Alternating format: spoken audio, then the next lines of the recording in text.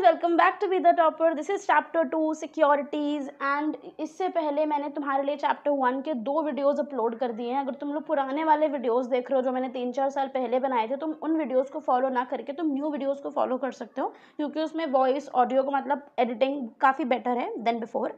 तुम लोग भी अगर पुराने वीडियोस देख रहे हो तो तुम लोगों को मैं बोलूँगी कि न्यू वीडियोस फॉलो करो। मैं उसको अपलोड कर रही हूँ अभी। And this is chapter 2 which is securities. तो इससे पहले हम लोगों ने चैप्टर 1 में क्या क्या पढ़ा था, आई होप तुमने वो वीडियो देख ही लिया होगा। इस चैप्टर में सबसे पहले हम लोग पढ़ रहे होंगे कि इस एक्ट के अनुसार अगर हम देखें तो कौन कौन सी चीज़ों को हम सिक्योरिटीज़ कहते हैं। उसके बाद देखो यहाँ पे आ जाएगा फंक्शन ऑफ सिक्योरिटीज़ मार्केट। तो एक बात हमेशा याद रखो, जैसे सिक्योरिटीज़ जहाँ पे डील हो रही हैं तो डील होने के लिए भी नीड अ प्लेस, एंड जो प्लेस होता है उसी को हम लोग सिक्योरिटीज़ मार्केट कहते हैं। तो सिक्योरिटीज़ मार्केट एक ऐसी जगह होती है बेसिकली जहाँ पे बायर्स एंड सेलर के बीच में एक्सचेंज होता है सिक्योरिटीज़ का, वो हम आगे देखेंगे। उसके बाद कौन सी ऐसी सिक्योरिटीज़ है जिसमें हम इन्वेस्ट कर सकते हैं। Then we come to regulator, जहाँ पे हम लोग ये देखेंगे कि ये जो सिक्योरिटीज़ मार्केट है इसको रेगुलेट करने के लिए कौन कौन से रेगुलेटर लगते हैं, कौन कौन इसको रेगुलेट करते हैं। जैसे हमारा घर होता है, घर में जब पेरेंट्स नहीं होते हैं तो भाई बहन कैसे उधम मचा देते हैं, तो मम्मी पापा जब घर में होते हैं तो वो घर को रेगुलेट करते हैं ताकि सब कुछ एकदम मैनेजमेंट जो चीज़ों का है वो सही से चलता रहे। और जब मम्मी पापा नहीं होते हैं तो आपने सब देखा होगा अपने को खुद को जब घर में रहते हो तुम, ठीक है। तो who regulate the securities market. Securities market को रेगुलेट कौन करता है, इसमें सबसे इंपॉर्टेंट बॉडी होती है हमारे पास सेबी। तो हम सेबी को जानेंगे, सेबी के रूल देखेंगे, एंड उसके बाद हम देखेंगे कि पार्टिसिपेंट कौन कौन होता है मार्केट में, ठीक है। तो अब हम आएंगे अपने सबसे पहले टॉपिक पे, जो कि है कि what is meant bye securities. तो भाई आपको सिक्योरिटीज से क्या समझ में आता है।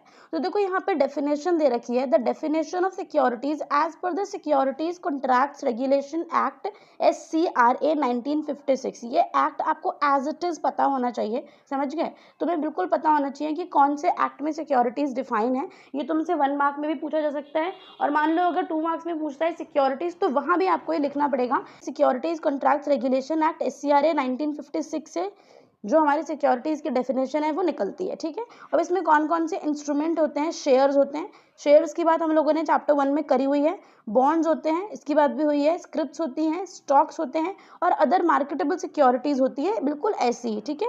किसी की भी हो सकती है, कोई इनकॉर्पोरेट कंपनी की, कोई बॉडी कॉर्पोरेट की, कोई गवर्नमेंट सिक्योरिटीज भी हो सकती है, ठीक है। ये सब कुछ हो सकता है।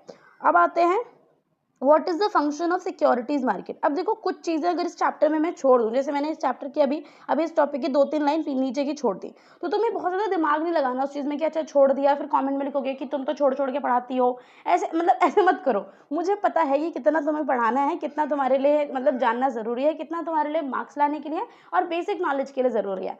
तो मैं उतना तुम्हें बता दूंगी, बाकी तुम खुद ही समझ जाओगे, ठीक है। और जितना मैं बता दूं, जितना मैं करा दूं, उतना भी तुम कर लोगे ना, तो तुम्हें मैं तुम्हें गारंटी दे सकती हूँ इस बात की कि तुम 100 में से 95 तो तुम्हारे कहीं नहीं गए। मतलब बस तुम्हें पूरे साल बस मुझे फॉलो कर लेना है, मेरे वीडियोस देख लेना है, जो मैं बोलूँ कि अच्छा पढ़ लो, हाईलाइट कर लो, रिवाइज कर लो, बस इतना कर लेना है। बाकी और कुछ भी नहीं करोगे ना तो भी तुम्हारा हो जाएगा, ठीक है।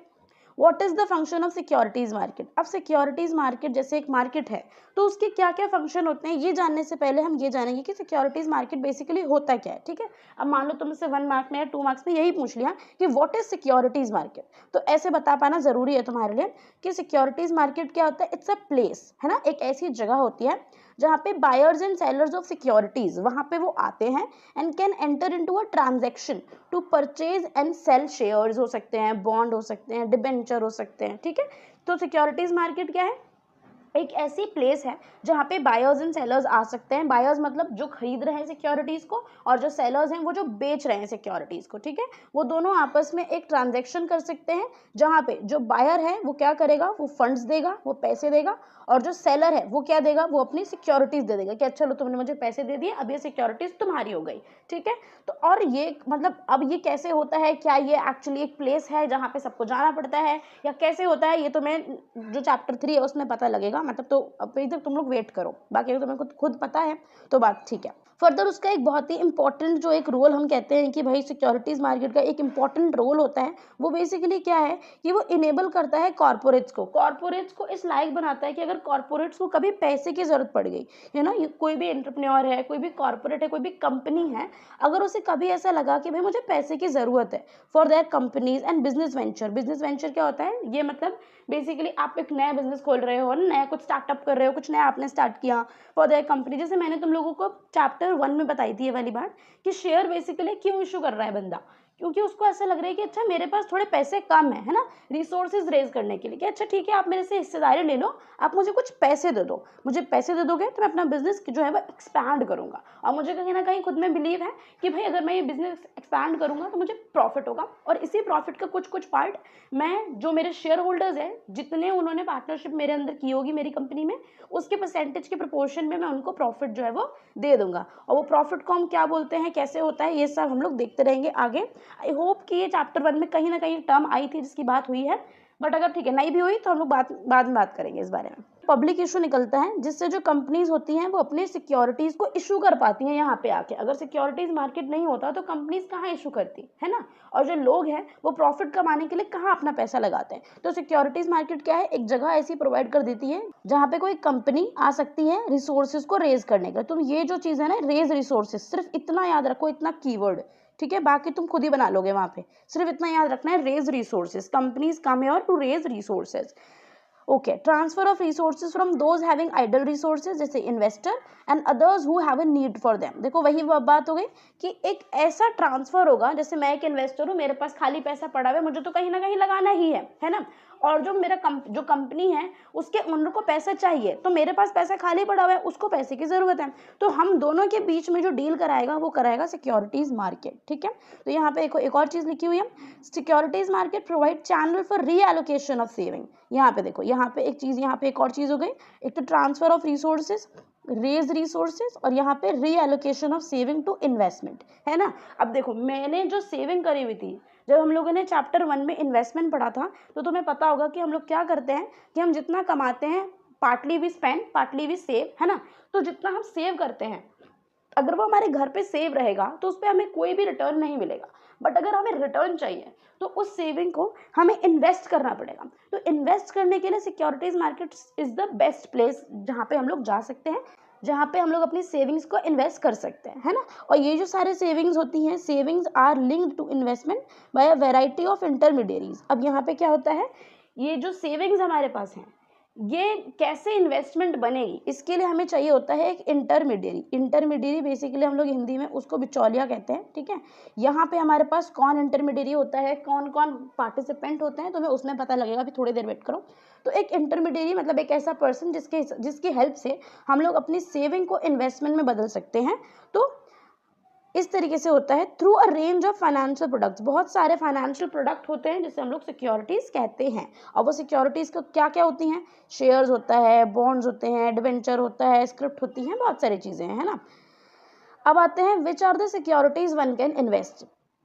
अब देखो, अब ऐसी कौन सी सिक्योरिटीज है जिसके अंदर आप इन्वेस्ट कर सकते हो। आप नॉर्मली किसी कंपनी के शेयर्स में इन्वेस्ट कर सकते हो, किसी गवर्नमेंट सिक्योरिटीज में भी शेयर इशू कर, जो गवर्नमेंट होती है वो भी शेयर इशू करती है, उसको हम लोग कहते हैं GSEC, शॉर्ट फॉर्म उसका होता है GSEC, गवर्नमेंट सिक्योरिटीज। ठीक है, जैसे गवर्नमेंट भी मान लो बड़े बड़े कोई कैपिटल इंफ्रास्ट्रक्चर बना रही है, कोई पुल बना रही है ना, कोई हाईवे बना रही है, तो उसको भी बहुत सारे पैसों की जरूरत पड़ती है। गवर्नमेंट के पास पैसा कहाँ से आ रहा है, लोग जो टैक्स दे रहे हैं, और हमारे यहाँ पे जो डायरेक्ट टैक्सेस है वो थोड़े से कम है, तो गवर्नमेंट के पास अगर पैसा कम होता है तो गवर्नमेंट क्या करती है, लोगों से रिसोर्सेज को रेज करती है, बॉन्ड इशू करती है, सिक्योरिटीज इशू करती है। वो नॉर्मल जो बड़े बड़े इन्वेस्टर्स हैं वो उनसे कहती है बेसिकली कि भाई देखो हम तुम्हारे को एक प्रॉमिस करते हैं कि इतने साल बाद हम तुमको ये पैसा दे देंगे, इतने इंटरेस्ट पे दे देंगे मेच्योरिटी डेट पे, तो भाई काम करो हमें अभी दे दो, क्योंकि भाई हमें ये अभी हाईवे बनाना है, समझ रहे हो। तो देश के हित में तो अच्छा ही है, तो जो इन्वेस्टर्स है वो इन्वेस्ट करेंगे, उनको प्रॉफिट होगा। गवर्नमेंट सिक्योरिटीज ये भी होती है कि भाई रिलायबल है, गवर्नमेंट आपको ज़्यादा, ऐसा बहुत ही कम चांसेस है कि गवर्नमेंट फ्रॉड कर दे, गवर्नमेंट किसी को पैसा दे दे, ऐसा नहीं होता। डेरिवेटिव प्रोडक्ट, डेरिवेटिव के बारे में हम लोगों ने चैप्टर 1 में देखा था। Units of mutual fund, mutual fund को भी हम लोगों ने चैप्टर 1 में देखा था कि क्या होता है। बेसिकली एक पूल ऑफ मनी है जहाँ पे छोटे छोटे इन्वेस्टर्स, जिसके पास टाइम नहीं है, नॉलेज नहीं है, इतने रिसोर्सेज नहीं है कि वो मतलब बहुत ज़्यादा कहीं रिस्क वाला पैसा लगा सके, कि भाई रिस्क की जगह पे पैसा लगा दिया, तो छोटे मोटे यूनिट्स जो होते हैं वो भी खरीद सकते हैं। तो ये सब सिक्योरिटीज होती हैं जहाँ पे हम लोग अपने पैसे को इन्वेस्ट कर सकते हैं। Okay, next come to regulator. अब रेगुलेटर क्या होता है इसको देखेंगे। तो why does securities market need regulator. अब देखो, जैसे घर को समझ लो, घर में रेगुलेटर क्यों चाहिए होता है? ताकि घर का जो मैनेजमेंट है वो ठीक से बना रहे, घर में कोई आतंक ना मचे, घर में ऐसा ना लगे देखे कि भाई इस घर में अभी थोड़ा जलजला आया हुआ था, भूकंप आ गया था इस घर में, तो घर की चीज़ें टूटी फूटी हैं, भाई बहन कपड़े फेंक रहे हैं, एक दूसरे को मार रहे हैं, है ना, ये सब ना हो। तब तुम सोच रहे हो कि दीदी इस घर से इसको क्यों रिलेट कर रहे हो। बट देखो, जब बहुत सारे लोग होते हैं ना, तो उन्हें मैनेज करने के लिए लोग चाहिए होते हैं, है ना, कुछ ऐसे लोग जो थोड़े पावरफुल हों, जिनके पास कुछ स्ट्रॉन्ग पावर्स हों, वो उसको मैनेज कर सकें। कोई गलती करे तो उसको पनिशमेंट मिले, जिसकी गलती ना हो उसको हेल्प मिले, चीज़ें रेगुलेटेड फॉर्म में चलती रहें, ताकि जो घर का एकदम सिस्टम, घर का भी एक सिस्टम होता है जो चलना चाहिए। जैसे मम्मी कहती है, हमारी मम्मी कहती है कि मेरे घर में ये नहीं चलेगा, जब हम लोग भाई बहन से लड़ते हैं, ठीक है, तो जो रेगुलेटर होता है वो भी कहता है कि भाई सिक्योरिटीज मार्केट मेरे अंडर चल रहा है, तो मैं जो रूल्स एंड रेगुलेशन बनाऊंगा कि इन्वेस्टर्स किस तरीके से बिहेव करेंगे, किन कंपनीज में इन्वेस्ट करेंगे, वो कंपनीज कैसी होंगी, कौन सी कंपनी में इन्वेस्ट करेंगे, ये तो सिक्योरिटीज मार्केट नहीं बताएगा लोगों को, बट वो कंपनीज कैसी होंगी, वो कंपनी किस तरीके से डील करेंगी, वो किस तरीके से मार्केट में सिक्योरिटीज लेकर आएंगी, वो कहीं इलीगल काम तो नहीं कर रहे, है ना। तो जितने भी मार्केट में लोग आ रहे हैं, कोई इन्वेस्टर आ रहा है, कोई कंपनी आ रही है, तो उस सबको रेगुलेट करने का काम जो होता है वो भी सिक्योरिटीज मार्केट का ही होता है। तो उसमें क्या है, वो रेगुलेटर चाहिए होगा जो उसको रेगुलेट करेगा। तो यहाँ पे देखो, the absence of condition of perfect competition in the securities market makes the role of the regulator extremely important, है ना। एक परफेक्ट कंपटीशन नहीं है कि अच्छा भाई सारे लोग जो इक्वल पेडेस्टल पे है, नहीं, कोई कंपनी बड़ी है, कोई कंपनी छोटी है, कोई कंपनी नई है, कोई कंपनी पुरानी है, कोई इन्वेस्टर छोटा है, कोई इन्वेस्टर बड़ा है, कोई इन्वेस्टर रिस्क बेयर कर सकता है, कोई नहीं कर सकता, किसी के साथ फ्रॉड हो सकता है, कोई बहुत ही रिलायबली काम कर सकता है। तो परफेक्ट कंपटीशन नहीं है मार्केट में। तो उसको मैनेज करने के लिए कि भाई कहीं किसी के संग कुछ गलत ना हो जाए, बेसिकली रेगुलेटर यही इसीलिए होता है कि सबके साथ अच्छा हो, किसी के संग कुछ गलत ना हो, उसको प्रिवेंट करने के लिए हमको एक रेगुलेटर जो है वो चाहिए होता है, ठीक है। The regulator ensures that the market participant behave in a desired manner so that the securities market continues to be a major source of finance for corporate and government and interest of investors are protected। हम समझ गए। जैसे अभी मैंने तुम्हें बोला कि जो मम्मी पापा होते हैं वो क्या करते हैं कि भाई घर की चीज़ें मैनेज रहें, घर में लड़ाई ना मचे, भाई बहन आपस में लड़ाई ना करें, और अगर जिसकी गलती है उसको पनिशमेंट मिल जाए, जिसकी गलती नहीं है उसको जस्टिस मिल जाए, यू नो। तो बिल्कुल उसी तरीके से जो सिक्योरिटीज मार्केट होता है वो यही कोशिश करता है कि जितने भी मार्केट पार्टिसिपेंट है, जितने भी लोग मार्केट में आकर डील कर रहे हैं, वो एक ऐसे मैनर में बिहेव करें जिससे सिक्योरिटीज मार्केट अच्छे तरीके से चलता रहे। और मार्केट में आने का मकसद क्या है कंपनीज का, कि भाई उसको रिसोर्सेज रेज करने हैं। तो जो कंपनी है वो अच्छे से पैसे को रेज कर पाए, और जो इन्वेस्टर है वो क्यों आ रहा है, ताकि उसको प्रॉफिट हो, तो उसको प्रॉफिट होता रहे, उसके साथ फ्रॉड ना हो, उसको रिस्क ना हो ज़्यादा, इसकी पूरी कोशिश करेगा। आपको गारंटी नहीं करेगा पर कोशिश करेगा कि चीज़ें ठीक से चलती रहें, ठीक है। Who regulate the securities market. अब मैंने इतनी बात कर ली कि भाई रेगुलेटर चाहिए, तो कौन कौन से ऐसे लोग हैं जो रेगुलेट करते हैं मार्केट को। This could be the very important question for you. और यहाँ पे देखो, मैं तुमको एक बात बताऊंगी कि अगर तुम्हें दिक्कत आ रही है, अभी भी तुम्हें कोई नोट्स चाहिए, तो मैंने डिस्क्रिप्शन में लिंक्स दिए हुए हैं, ठीक है, वहाँ पे जाके तुम मेरे हैंड रिटन नोट्स ले सकते हो। मैंने SA1 के और SA2 के सेपरेट नोट्स बना रखे हैं तुम लोगों के लिए, एकदम हैंड रिटन नोट्स हैं। उसके कुछ पिक्चर्स तुम वेबसाइट पे जाओगे तो तुम्हें देखने को भी मिल जाएगी, तुम वहाँ से उसको देख भी सकते हो कि वो कैसे लग रहे हैं तुम्हें। मैंने कम्युनिटी पर भी पोस्ट किया, तुम वहाँ भी देख सकते हो, ठीक है। और मैंने पूरा प्रॉपर एक क्वेश्चन बैंक बनाया तुम्हारे लिए, जिसमें आंसर्स भी हैं, क्वेश्चन भी हैं, जितने भी इंपॉर्टेंट क्वेश्चन है, जितने भी एक्सपेक्टेड है, जितने भी प्रीवियस ईयर है, वो सब कुछ आ गया उसमें। अगर तुमसे कुछ भी नहीं हो रहा ना, तो तुम अगर उस एक वन स्टॉप सोल्यूशन जो मैंने बनाया, अगर तुम उसको भी पढ़ लोगे तुम्हारा हो जाएगा, ठीक है। तो बहुत टेंशन लेने की जरूरत नहीं है कि अच्छा कैसे करूंगा, ये सब्जेक्ट मेरे को न्यू है, मेरे स्कूल में टीचर नहीं है, मेरे टीचर अच्छे से नहीं पढ़ा रहे, क्योंकि बहुत बच्चे मुझे ये कंप्लेंट करते हैं कि दीदी टीचर तो इस सब्जेक्ट को अच्छे से पढ़ाते ही नहीं है, वो तो सीरियस ही नहीं लेते, ठीक है। तो ये सब्जेक्ट क्योंकि स्कोरिंग है, और ये this could be the most important subject right now जो तुम पढ़ रहे हो, क्योंकि ये तुमको प्रेजेंट लेवल ऑफ स्किल्स में हेल्प करेगा। तो तुम इसको ऐसे इग्नोर मत करना कि अच्छा सिर्फ पढ़ के छोड़ दिया। अगर मैं तुमसे कहूँ कि अच्छा ये एग्जाम्पल सर्च करो, ये चीज़ें सर्च करो, तो तुम उसे करना, है ना, make it practical for you, क्योंकि बहुत ही थियोरेटिकल है और स्कूल वाले भी बहुत चीज़ें नहीं कराते हैं बच्चों को। तो अब यहाँ पे आएंगे तो हम लोग देखेंगे कि भाई कौन कौन से रेगुलेटर्स होते हैं। तो देखो, सबसे इंपॉर्टेंट चीज़ तो हमारे पास ये सेबी है, इसको तो तुम भूल मत जाना, ये जो तुमको थ्रू आउट योर ये पूरी जो बुक है उसमें तुम्हें कई बार देखने को मिलेगा, ठीक है। पर यहाँ पे एक और चीज़ें दे रखी हैं, department of economic affairs, department of company affairs and reserve bank of India. ये तीनों भी तुमको पता होने चाहिए। ये तुमसे ऐसे पूछा जा सकता है कि भाई what are the regulators of market, है ना, हु रेगुलेट्स द मार्केट, कुछ भी आ सकता है। ये नेम 2 रेगुलेटर्स ऑफ मार्केट या सेबी का फुल फॉर्म आ सकता है। सकता है, इनमें से किसी का भी फुल फॉर्म भी तुमसे पूछा जा सकता है, ठीक है। तो ये चीज़ें जो तुम्हें बता रही हूँ ना, इसको तुम बस याद रख लो कि भाई इतना मुझे रिवाइज करके जाना है जब मेरा कोई यूटी हो, जब मेरा कोई एग्जाम हो, बस इसके अलावा तुम्हें कुछ नहीं करना, ठीक है। ये 4 चीज़ें हैं, department of economic affairs DEA, department of company affairs DCA, reserve bank of India RBI, ये सबको पता होगा, securities and exchange board of India that is SEBI, है ना। इसको तो बहुत ही ज़्यादा इंपॉर्टेंटली तुमको याद करना है। नेक्स्ट आ जाते हैं, what is SEBI and its role. देखो मैंने तुमको बोला था कि सेबी सबसे ज़्यादा इंपॉर्टेंट होगा क्योंकि ये मेन रेगुलेटर है ना। It's the main regulator which regulates the securities market in India. तो इसके बारे में हम देखेंगे, यहाँ पे सबसे अच्छी लाइन लिखी हुई है, The Securities and Exchange Board of India (SEBI) is the regulatory authority in India established under Section 3 of SEBI Act 1992. अगर तुम लोगों को ये सेबी एक्ट याद रहता है तो वेल एंड गुड, अगर नहीं भी रहता तो इतना ही याद कर लो कि भाई securities and exchange board of India is the regulatory authority in India, ठीक है।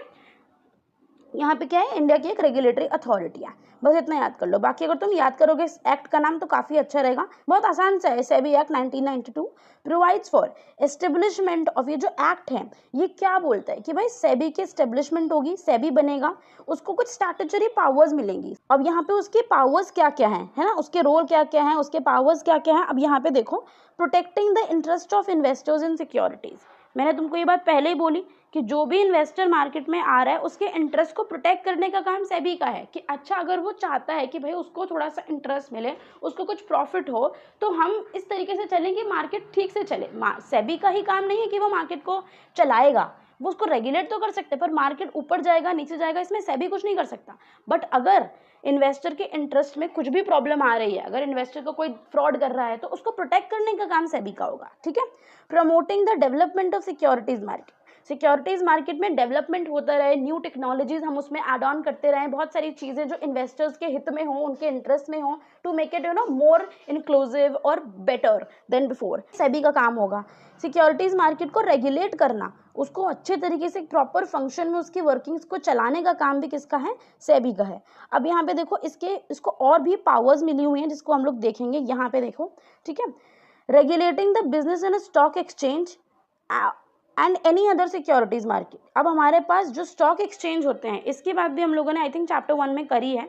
इंडिया में 2 स्टॉक एक्सचेंज होते हैं, पहला है हमारे पास जो है NSE, ठीक है, इसको बोलते हैं नेशनल स्टॉक एक्सचेंज, दूसरा है हमारे पास BSE that is Bombay stock exchange, ठीक है। तो इसको रेगुलेट करने का काम, या फिर अगर कोई भी और सिक्योरिटीज मार्केट है, कमोडिटी मार्केट है, उस सबको रेगुलेट करने का काम भी किसका है, वो भी सेबी का ही है।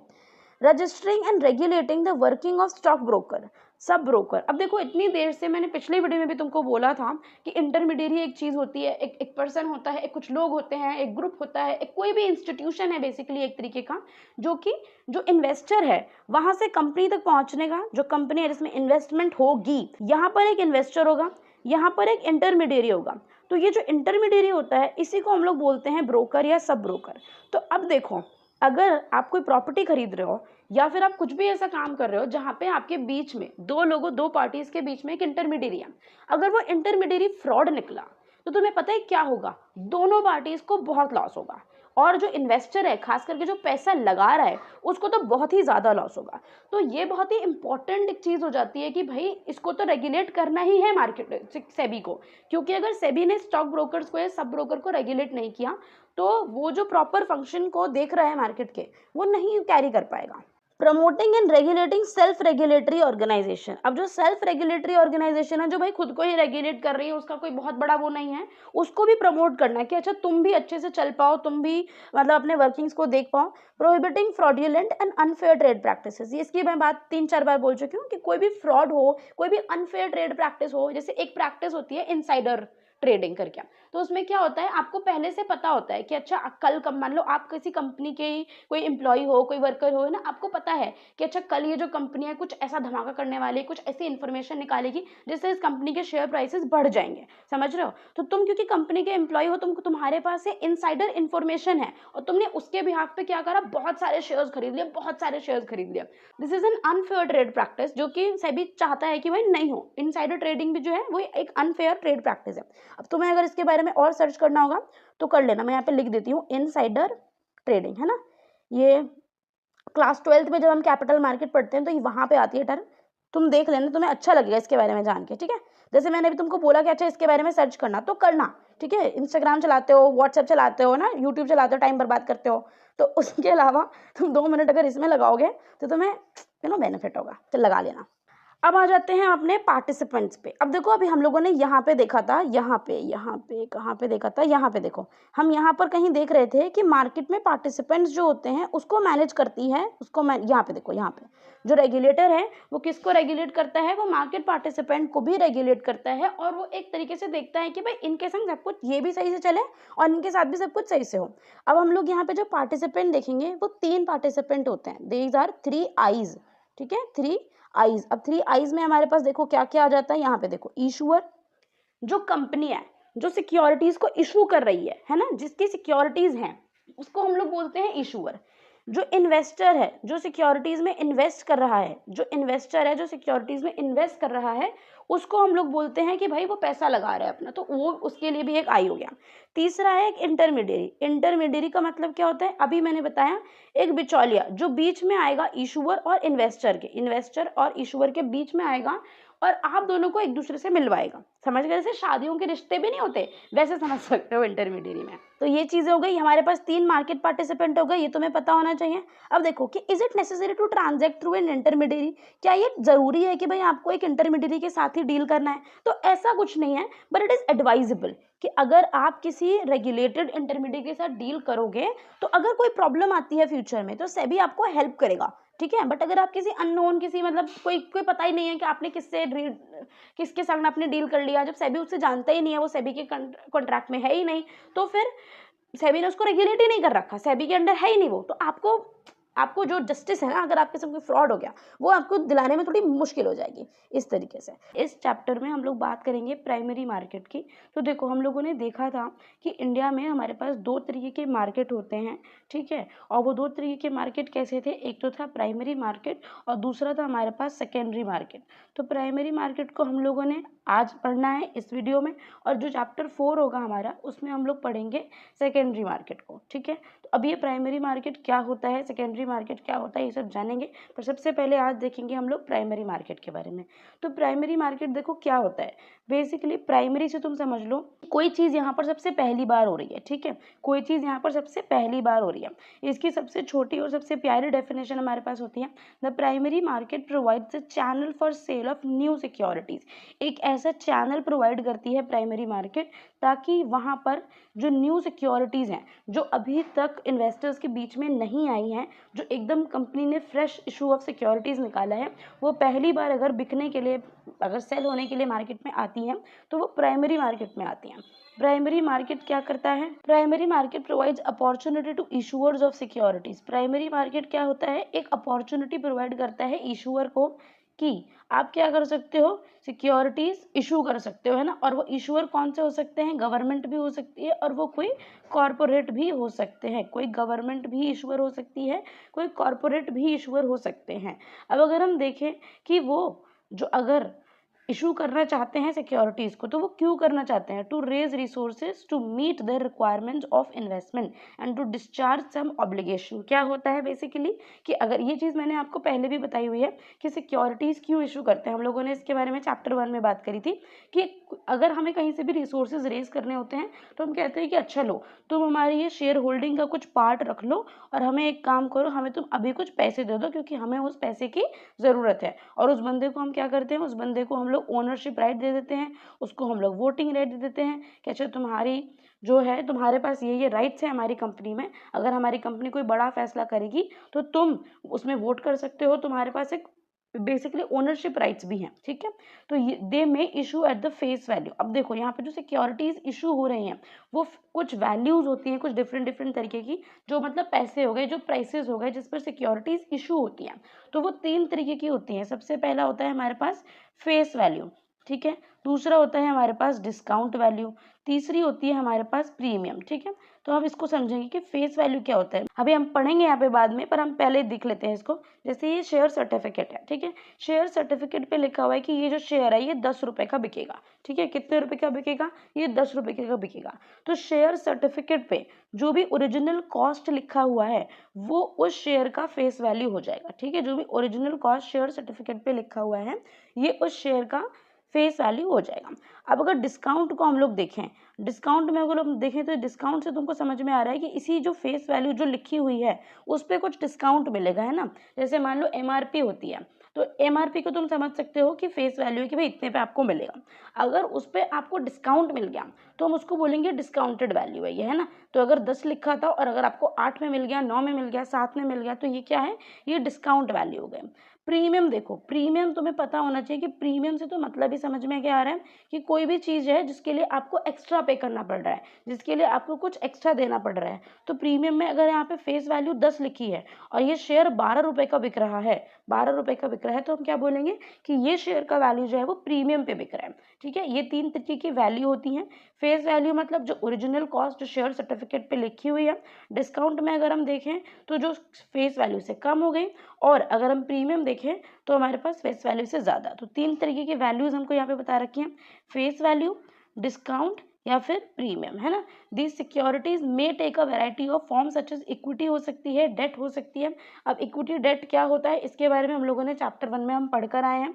ठीक है, अगर तुम में से किसी ने नहीं देखा है तो उसको तुम देख लो। इक्विटी बेसिकली यहाँ पे ओनरशिप राइट्स होते हैं कंपनी के, जो बंदा जो खरीद रहा है उसके पास वोटिंग राइट्स होते हैं। डेट क्या है, बेसिकली कंपनी ने उधारी ली है, और डेट जो है वो 2 तरीके का होता है, बॉन्ड एंड डिवेंचर। उसके बारे में आगे भी पढ़ते रहेंगे और चैप्टर 1 में भी पढ़ा है। तो बॉन्ड क्या है, बेसिकली एक ऑब्लिगेशन होती है इशूअर पे कि एक पर्टिकुलर मैच्योरिटी डेट पे आपको इस बंदे को पैसे देने ही देने हैं, एक पर्टिकुलर इंटरेस्ट रेट के साथ। They may issue the securities in domestic market और इंटरनेशनल मार्केट। अब ये जो सिक्योरिटीज हैं, अगर कोई भी इशूअर है वो अपने सिक्योरिटीज को डोमेस्टिक मार्केट में तो लॉन्च कर ही सकता है, इशू कर ही सकता है, वो इंटरनेशनल मार्केट में भी अपनी सिक्योरिटीज को इशू कर सकता है। ठीक है, what is meant by face value of a share या डिबेंचर। अब यहाँ पे लिखा है कि किसी भी शेयर का, किसी भी डिबेंचर का फेस वैल्यू आप क्या समझते हो। वैसे हम लोगों ने फेस वैल्यू डिस्कस कर लिया है ना, बट डेफिनेशन के लिए हम लोग इसको पढ़ेंगे। द नॉमिनल और stated amount assign to a security by the issuer. Nominal मतलब एक जो स्टेटेड अमाउंट वहाँ पे लिख दिया कि अच्छा इशूअर के हिसाब से ये सिक्योरिटी जो है वो 50 रुपये की बिकेगी, तो ये क्या है, ये हो गया हमारे पास फेस वैल्यू। यहाँ पे देखो एक और चीज़ लिखी हुई है फॉर शेयर्स। अगर हम शेयर्स के उसमें देखेंगे तो जो ओरिजिनल कॉस्ट होती है शेयर सर्टिफिकेट पे लिखी हुई, एक सर्टिफिकेट है शेयर का, उस पर ओरिजिनल कॉस्ट लिखा होगा कि यहाँ पे ये शेयर जो है ये 100 रुपये का है। अब इसी एग्जाम्पल से तुम ये क्या ले सकते हो कि भाई तुम एक काम करो, नेस्ले, ठीक है, नेस्ले, नाइका, ये जो दोनों कंपनीज हैं इनके शेयर, और जोमेटो की कंपनी का नाम बदल के शायद इटर्नल या कुछ तो ऐसे ही करके हो गया है। तो इन तीनों कंपनीज के तुम लोग शेयर प्राइसेस देखोगे। ठीक है, क्या देखोगे, शेयर प्राइसेस तुम लोग इसका आज देख के आना कि अभी इसका प्रेजेंट शेयर प्राइस कितना चल रहा है। ठीक है, ये देख के आना। फॉर बॉन्ड्स, बॉन्ड्स में अगर हम लोग देखें यहाँ पे तो बॉन्ड्स में क्या होती है फेस वैल्यू। अब तुमसे ऐसे भी पूछा जा सकता है ये कि शेयर के लिए फेस वैल्यू बताओ, बॉन्ड्स के लिए फेस वैल्यू बताओ। ठीक है, तो इसको ध्यान से देखो। तो बॉन्ड्स के लिए अगर हम फेस वैल्यू की बात करें हैं तो बॉन्ड्स के लिए फेस वैल्यू हमारे पास हो जाती है it is the amount paid to the holder at maturity. ठीक है, बॉन्ड बेसिकली होता क्या है, देखो बॉन्ड इज अ प्रॉमिस। ठीक है, बॉन्ड क्या है, एक तरीके का प्रॉमिस है जो कौन करता है, जो इशूअर होता है वो इन्वेस्टर को कर रहा होता है कि देखो मैं तुम्हें प्रॉमिस कर रहा हूँ कि इस वाली मैच्योरिटी डेट पे मैं तुमको इतने सारे इंटरेस्ट के साथ तुम्हारा प्रिंसिपल अमाउंट वापस कर दूंगा। ठीक है, इतने सारे ये सब बॉन्ड होता है, ये सब बॉन्ड की चीज़ है। तो अगर हम यहाँ पे देखें कि बॉन्ड में अगर फेस वैल्यू देखें तो क्या होती है, तो the amount paid to the holder at maturity, इसका मतलब यहाँ पे जो प्रिंसिपल अमाउंट है वो भी आ जाएगा, प्लस जो इंटरेस्ट रेट इतने दिनों में लगा है ना, कितने भी टाइम पीरियड के लिए उसने खरीदा हो बॉन्ड जिस भी बंदे ने, तो उसको प्रिंसिपल अमाउंट के साथ साथ इंटरेस्ट भी मिला के जब वो मैच्योरिटी पे देगा, ठीक है, तो यहाँ पे फेस वैल्यू बनेगी। और अगर हम शेयर के लिए देखें तो फेस वैल्यू कितनी बनेगी कि भाई शेयर सर्टिफिकेट पे जो वैल्यू लिखी हुई है वही उसकी फेस वैल्यू होगी। तो आई होप तुमको ये समझ में आ रहा होगा। और देखो अगर इक्वल वैल्यू होती है, जैसे कि फेस वैल्यू 10 थी, है ना, और 10 पे ही शेयर बिक गया, तो उसको बोलेंगे पार वैल्यू है। ठीक है, पार वैल्यू है या फिर सिंपली पार है, सिंपली पार है मतलब इक्वल है, समझ गए। अगर इक्वल होगा तो यह पार वैल्यू बोलेगा या सिंपली पार बोलेगा। तो तुम इसको ऐसे भी बोल सकते हो, ऐसे भी तुमसे पूछा जा सकता है कि पार वैल्यू क्या होती है, तो पार वैल्यू का मतलब भी फेस वैल्यू ही होता है। ठीक है, पार वैल्यू चाहे लिख के आ जाए, चाहे फेस वैल्यू लिख के आ जाए, चाहे सिंपली पार लिख के आ जाए, तो हमें समझाना फेस वैल्यू ही है कि अच्छा शेयर सर्टिफिकेट पे जो प्राइस लिखा है, या फिर अगर हम बॉन्ड के फील्ड में बात करें तो भाई जितनी भी मेच्योरिटी पे अमाउंट पेड होगा होल्डर को, वो सब क्या है, फेस वैल्यू है। तो पार वैल्यू, सिंपली पार, फेस वैल्यू, तीनों चीज़ें सेम ही हैं। तो कंफ्यूज में तो जाना अगर एग्जाम में पूछ ले तो। फॉर एन इक्विटी शेयर में अगर हम देखें तो फेस वैल्यू क्या होती है, the face value is usually a very small amount and does not have much bearing on the price of a share which may quote higher in the market. अब यहाँ पे कह रहा है कि जो इक्विटी शेयर होता है उसमें फेस वैल्यू बहुत ही ज़्यादा कम होती है, बहुत ज़्यादा हाई नहीं होती फेस वैल्यू, ठीक है। For a debt security face value is the amount repaid to the investor when the bond matures. ये वही बात दोबारा लिखी हुई बेसिकली कि डेट सिक्योरिटी में फेस वैल्यू वो होती है कि एक अमाउंट जो आप रीपे कर रहे हो इन्वेस्टर को जब आपका बॉन्ड जो है वो मैच्योर हो रहा है, ठीक है। What do you mean by term premium and term discount. अब मैंने ये भी तुम लोगों को समझा दिया है कि प्रीमियम और डिस्काउंट का क्या मतलब होता है। तो अब इसको देखो, यहाँ पे क्या लिखा हुआ है, securities are generally issued in denomination of 5, 10 और 100, ऐसे ही बिकती है ना। जब शुरू होती है फेस वैल्यू तो इसी तरीके से शुरू होती है। शुरू किसी शेयर की वैल्यू ऐसे नहीं होती कि 263.339 इतने ऐसे करके शेयर वैल्यू की शुरुआत नहीं होती है। शुरुआत ऐसी होती है, मान लो कि एक पर्टिकुलर कंपनी ने आज एक शेयर निकाला, प्राइमरी मार्केट है, शेयर निकाल रही है, मान लो रख दिया उसका रेट 50, ठीक है। उसके बाद जब उसमें डीलिंग्स होती रहती हैं सेकेंडरी मार्केट में तो अप्स एंड डाउन उसके प्राइसेस में होते रहते हैं, बट शुरुआत कैसे होती है, एक ऐसे डिनोमिनेशन में होती है, मतलब 5 के फैक्टर्स समझ सकते हो तुम लोग उसको। This is known as the face value. अब जो शुरुआत हो रही जनरली जिस पे इशू हुआ था उसको हम फेस वैल्यू बोलेंगे, ये हमने देख लिया है। But when a security is sold above its face value, जब कोई भी सिक्योरिटी अपने फेस वैल्यू के ऊपर, जैसे मैंने बोला कि अच्छा फेस वैल्यू 10 रुपये है, ठीक है, और शेयर जो है वो 12 रुपये का बिक गया तो उसे बोलेंगे प्रीमियम पे बिक गया, ठीक है। अब यहाँ पे लिखा है कि अगर कोई securities less than its face value, अगर वहीं पे फेस वैल्यू 10 रुपये है और जो शेयर वैल्यू है, जो शेयर बिका वो 8 रुपये का बिका, तो ये डिस्काउंट पे बिक गया। आई होप तुम लोगों को ये समझ में आ गया होगा, मतलब अब तो 2-3 बार बोल दिया तो इसमें दिक्कत नहीं हो गया। और देखो यहाँ पे मैं तुम लोगों को यार ये बात बताना चाहती हूँ कि देखो मैंने तुम्हारे लिए essay 1 के और essay 2 के दोनों के हैंड रिटन नोट्स तैयार कर रखे हैं FMM के।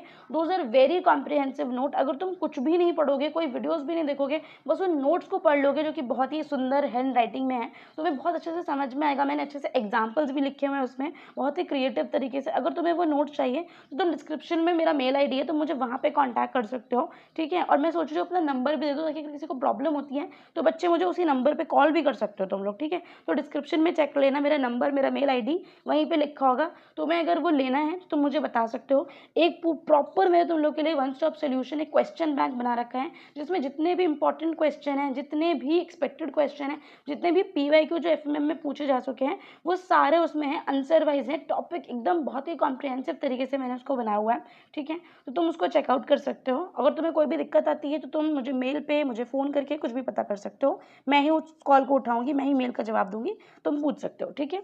नेक्स्ट टॉपिक पे आएंगे, इशू ऑफ शेयर्स। अब देखो, why do companies need to issue shares to the public. अब ये चीज़ हम लोगों ने पहले भी डिस्कस करी है कि कंपनीज को इवन शेयर्स इशू ही क्यों करने हैं, इशू क्यों ही करने हैं, ठीक है। बट अब यहाँ पे अगर तुम लोगों से पूछ ले जाए एग्जाम में तो तुम 2 पॉइंट तैयार करके रखो कि अच्छा मुझे ये वाली बातें मुझे उधर लिख देनी है जाके, जैसे ही मेरे से पूछेगा, ठीक है। Most companies are usually started privately by their promoters. देखो यहाँ पे क्या लिखा है, बेसिकली क्या होता है, शॉर्ट स्टोरी बताती हूँ कि जैसे मान लो कि आज मैंने एक कंपनी खोली, मेरा एक बहुत ही मन कर रहा था कि भाई मैं एक शूज़ की कंपनी खोल लूँ, तो मैंने अपने घर से निकली, मैंने एक कंपनी बना ली शूज़ की। अब मेरे को क्या हुआ, ये मेरी शूज़ की कंपनी बहुत ज़्यादा पैसे कमा रही है, बढ़िया पैसे कमा रही है। अब मुझे ऐसा लग रहा है कि यार मुझे ना इसी शूज़ की दूसरी ब्रांच खोलनी है, पर यार मेरे पास इतना पैसा नहीं है, या फिर मैं शायद अभी उतना सारा, अगर मेरे पास पैसा है भी तो सारा पैसा मैं दूसरी ब्रांच में लगा के रिस्क नहीं लेना चाहता, ठीक है।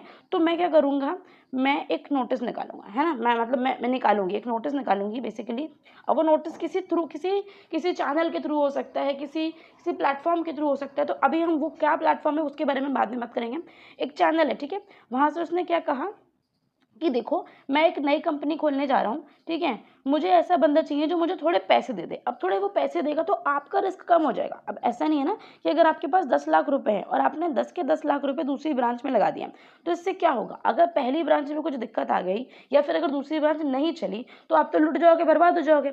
और इसी को अवॉइड करने के लिए, और ये भी सिचुएशन हो सकती है कि आपके पास 10 लाख रुपए है ही नहीं, है ना, ये भी तो हो सकती है कि 10 लाख रुपए नहीं है पर इतना पता है कि अगर कंपनी खोलेंगे तो बहुत ज़्यादा प्रॉफिट होगा, तो आपने क्या करा, इस चैनल के थ्रू आप गए, आपने बोला कि मुझे ऐसे इन्वेस्टर चाहिए जिनके पास कुछ कुछ पैसे हों, मैं उनको अपने राइट्स दूंगा, यहाँ पे आप अपने पैसे लगाओ, ये आपकी भी कंपनी होगी, इस पर आपका भी अधिकार होगा, इस पर आपके भी वोटिंग राइट्स होंगे, आप भी इसके ओनर बन जाओगे, ठीक है, तो आप क्या करो, मुझे पैसे दो। तो अब ये बंदा आएगा और ये बंदा उससे बोलेगा कि अच्छा ठीक है, ये लो, तुम्हें 10 लाख चाहिए ना, मैं तुमको यहाँ पे 2 लाख रुपए देता हूँ, मेरे पास 2 लाख रुपए हैं। दूसरा बंदा आया, उसने कहा कि मेरे पास 3 लाख रुपए हैं। तीसरा बंदा आया, उसने कहा कि मेरे पास 5 लाख रुपए हैं, ठीक है। अब ये 5 लाख मान लो तुम्हारे पास ही हो सकते हैं, तुम ही हो जिसके पास 5 लाख, जो 5 लाख रुपए लगाने के लिए इसमें रेडी है, पर 10 लाख रुपए चाहिए। पर तुम्हारे पास अब 2 बंदे ऐसे आ चुके हैं जो कि एक तुमको 2 लाख रुपए दे देगा, एक तुमको 3 लाख रुपए दे देगा, ठीक है। तो तुम क्या करोगे, इसको बोलोगे कि जो 2 लाख मुझे दे रहा है उसका 20% का वोटिंग राइट्स बनेगा, ठीक है, और जो 3 लाख रुपए मुझे दे रहा है 10 लाख में से, उसका कितना बनेगा, देखो 2 लाख के लिए हमारे पास वोटिंग राइट्स कितने हो जाएंगे, ओनरशिप रेट कितने हो जाएंगे, 20%। 3 लाख के लिए कितनी हो जाएंगी, 30%। तो जो जितना पैसा लगाता है उसके प्रोपोर्शन में उसको ओनरशिप राइट्स मिलते हैं, उसको वोटिंग राइट्स मिलते हैं, और वो भी ओनर बन जाता है, ठीक है, उसके पास भी वोटिंग राइट्स आ जाते हैं। अब क्या होगा, इस तरीके से तुम्हारे जो लॉस के चांसेस हैं वो बहुत कम हो जाएंगे, है ना। अगर पैसा डूब भी गया तो इनका भी डूबेगा, है ना, और क्योंकि इनको, और इसमें ये लाइबिलिटी नहीं होती है कि अच्छा पैसा डूब गया तो आपको कैसे भी करके देना ही है, नहीं, आपने अपने रिस्क पे लगाया, इसलिए रिस्क भी बहुत ज़्यादा होता है। अगर आप इक्विटी शेयर्स में पैसा लगाते हो तो रिस्क भी बहुत ज़्यादा है, बट अगर रिटर्न होता है तो वो भी बहुत ही अबंडेंट होता है। तो इसकी वजह से क्या होता है कि ऐसा कोई लायबिलिटी नहीं है कि कंपनी को आपको पैसा वापस करना पड़ेगा अगर आपने भाई पैसा लगा दिया, मतलब ऐसा कुछ नहीं है, ठीक है। अगर रिस्क हो गया तो हो गया, क्या करें। अगर किसी फ्रॉड तरीके से हुआ है तो बात अलग है ना, या कंपनी अगर मतलब ऐसा हो रहा है कि अच्छा कंपनी पूरी वही हो रही है, इंसॉल्वेंसी आ गई, बैंकरप्सी आ गई, तो भी जो इक्विटी शेयर होल्डर्स होते हैं वो सबसे ज़्यादा लास्ट में आते हैं, उनको प्रायोरिटाइज, बहुत ही लीस्ट प्रायोरिटाइज किया जाता है उनको पैसे वापस करने में, बहुत ही कम। तो उससे क्या होता है, आपका लॉस कम होता है, आपके पास फंडिंग आ जाती है जिससे कि आप नया बिजनेस रन कर सकते हो, है ना, स्टार्टअप अच्छे से कर सकते हो, ग्रो कर सकते हो। तो ये एक कारण होता है कि कंपनी जो होती है वो इन्वेस्टमेंट लेती है, शेयर होल्डर्स को इशू करती है अपने शेयर्स, ठीक है। तो यहाँ पे हम देखेंगे हाउएवर जो प्रमोटर है उसने सबसे पहली बार अकेले कंपनी खोली, हाउएवर जो प्रमोटर की कैपिटल है और उसकी जो बोरिंग है बैंक से और जो फाइनेंशियल इंस्टीट्यूशन से, मान लो अगर वो पैसे ले भी रहा है तो वो सफिशिएंट नहीं हो रहा कि वो अपने बिजनेस को रन कर सकें या फिर कोई दूसरा बिजनेस चला सके ओवर अ लॉन्ग टाइम। तो वो क्या करता है, पब्लिक को बोलता है कि कंट्रीब्यूट करो, है ना, इक्विटी में मुझे कंट्रीब्यूट करो, और अपने शेयर्स जो होते हैं वो इंडिविजुअल इन्वेस्टर को इशू कर देता है कि लो तुम आओ और ये शेयर्स ले लो, ये हिस्सेदारी ले लो, मालिक बन जाओ इसके, ओनरशिप राइट्स मिल जाएंगे, वोटिंग राइट्स मिल जाएंगे, तुम मालिक हो जाओगे इसके, ठीक है। पर पैसे देने पड़ेंगे, वो बंदा लालच में पैसे दे देगा, फिर उसको ओनरशिप राइट्स मिल जाएंगे, फिर वो वोटिंग राइट्स मिल जाएंगे, फिर वो उस कंपनी के जो डिसीजंस हैं बेसिकली उसको लेने में बहुत बड़ा पार्ट निभाएगा। और इसको ये करने के हमारे पास 2 तरीके होते हैं, मैंने बोला ना, एक चैनल होगा। तो चैनल क्या हो सकता है, जब कंपनी पहली बार कर रही होती है तो उसे बोलते हैं कि वो प्राइमरी मार्केट में है, बट अगर यही काम कंपनी 2-3 बार ऑलरेडी कर चुकी है और दोबारा अब कर रही है तो यहाँ पे हम बोलेंगे कि अच्छा ये कंपनी सेकेंडरी मार्केट में ही काम कर रही है, ठीक है। अगर पहली बार कर रही है तो उसको बोलेंगे कि ये प्राइमरी मार्केट है, अगर 2-3 बार ऑलरेडी कर चुकी है तो ये हमारे पास सेकेंडरी मार्केट में आ जाएगा, ओके। तो अगर यहाँ पे देखें कि जो इशू है, मैंने तुमको बोला कि जो बंदा है वो शेयर्स को इशू करेगा और उससे पैसे लेगा, तो इशू करने का कोई तरीका तो होता होगा, तो वो तरीका होता है इशू, उसको बोलते हैं कि भाई वो इशू, टाइप्स ऑफ इशू हम लोग पढ़ते हैं कि कौन कौन तरीके से जो कंपनीज है वो इशू कर रही होती है अपने शेयर्स और वो लोगों से फंडिंग उठा रही होती है। तो यहाँ पे सबसे इंपॉर्टेंट है हमारे पास पब्लिक इशू। तो अब हम लोग देखेंगे कि पब्लिक इशू क्या होता है। सिंपली स्टेटेड यहाँ पे देखो क्या लिखा हुआ है कि जो पब्लिक इशू होता है वो एक तरीके का ऑफर होता है जो कि पब्लिक को मिलता है कि आप आओ और जितने भी आपको शेयर सब्सक्राइब करने हैं किसी भी कंपनी के आप वो ले सकते हो। और यूजुअली क्या होता है कि कोई भी कंपनी अगर मोर देन 50 इन्वेस्टर्स को अपनी सिक्योरिटीज इशू कर रही होती है ना, मोर देन 50 इन्वेस्टर्स को अगर अपनी सिक्योरिटीज इशू कर रही होती है तो हम उसको बोलते हैं कि ये एक पब्लिक इशू है। एक क्या है, ये पब्लिक इशू है। अब आ जाते हैं यहाँ पे what are the different kinds of issue. आपको इश्यूज बता रखे हैं, पहला है पब्लिक इशू जिसको हम लोगों ने डिस्कस कर लिया, दूसरा है राइट्स इशू, यहाँ पे है प्रेफरेंशियल इशूज, इसको आप लोग प्राइवेट प्लेसमेंट भी कह सकते हो। अब तुमसे ये दोनों में से पूछा जा सकता है, प्रेफरेंशियल इशू भी लिख के आ सकता है, प्राइवेट प्लेसमेंट भी लिख के आ सकता है, ये दोनों चीजें सेम है, ओके। तो इसमें कंफ्यूज मत हो जाना। While public and rights issues involve a detailed procedure, private placement और प्रेफरेंशियल इशूज जो होते हैं वो रिलेटिवली सिंपल है।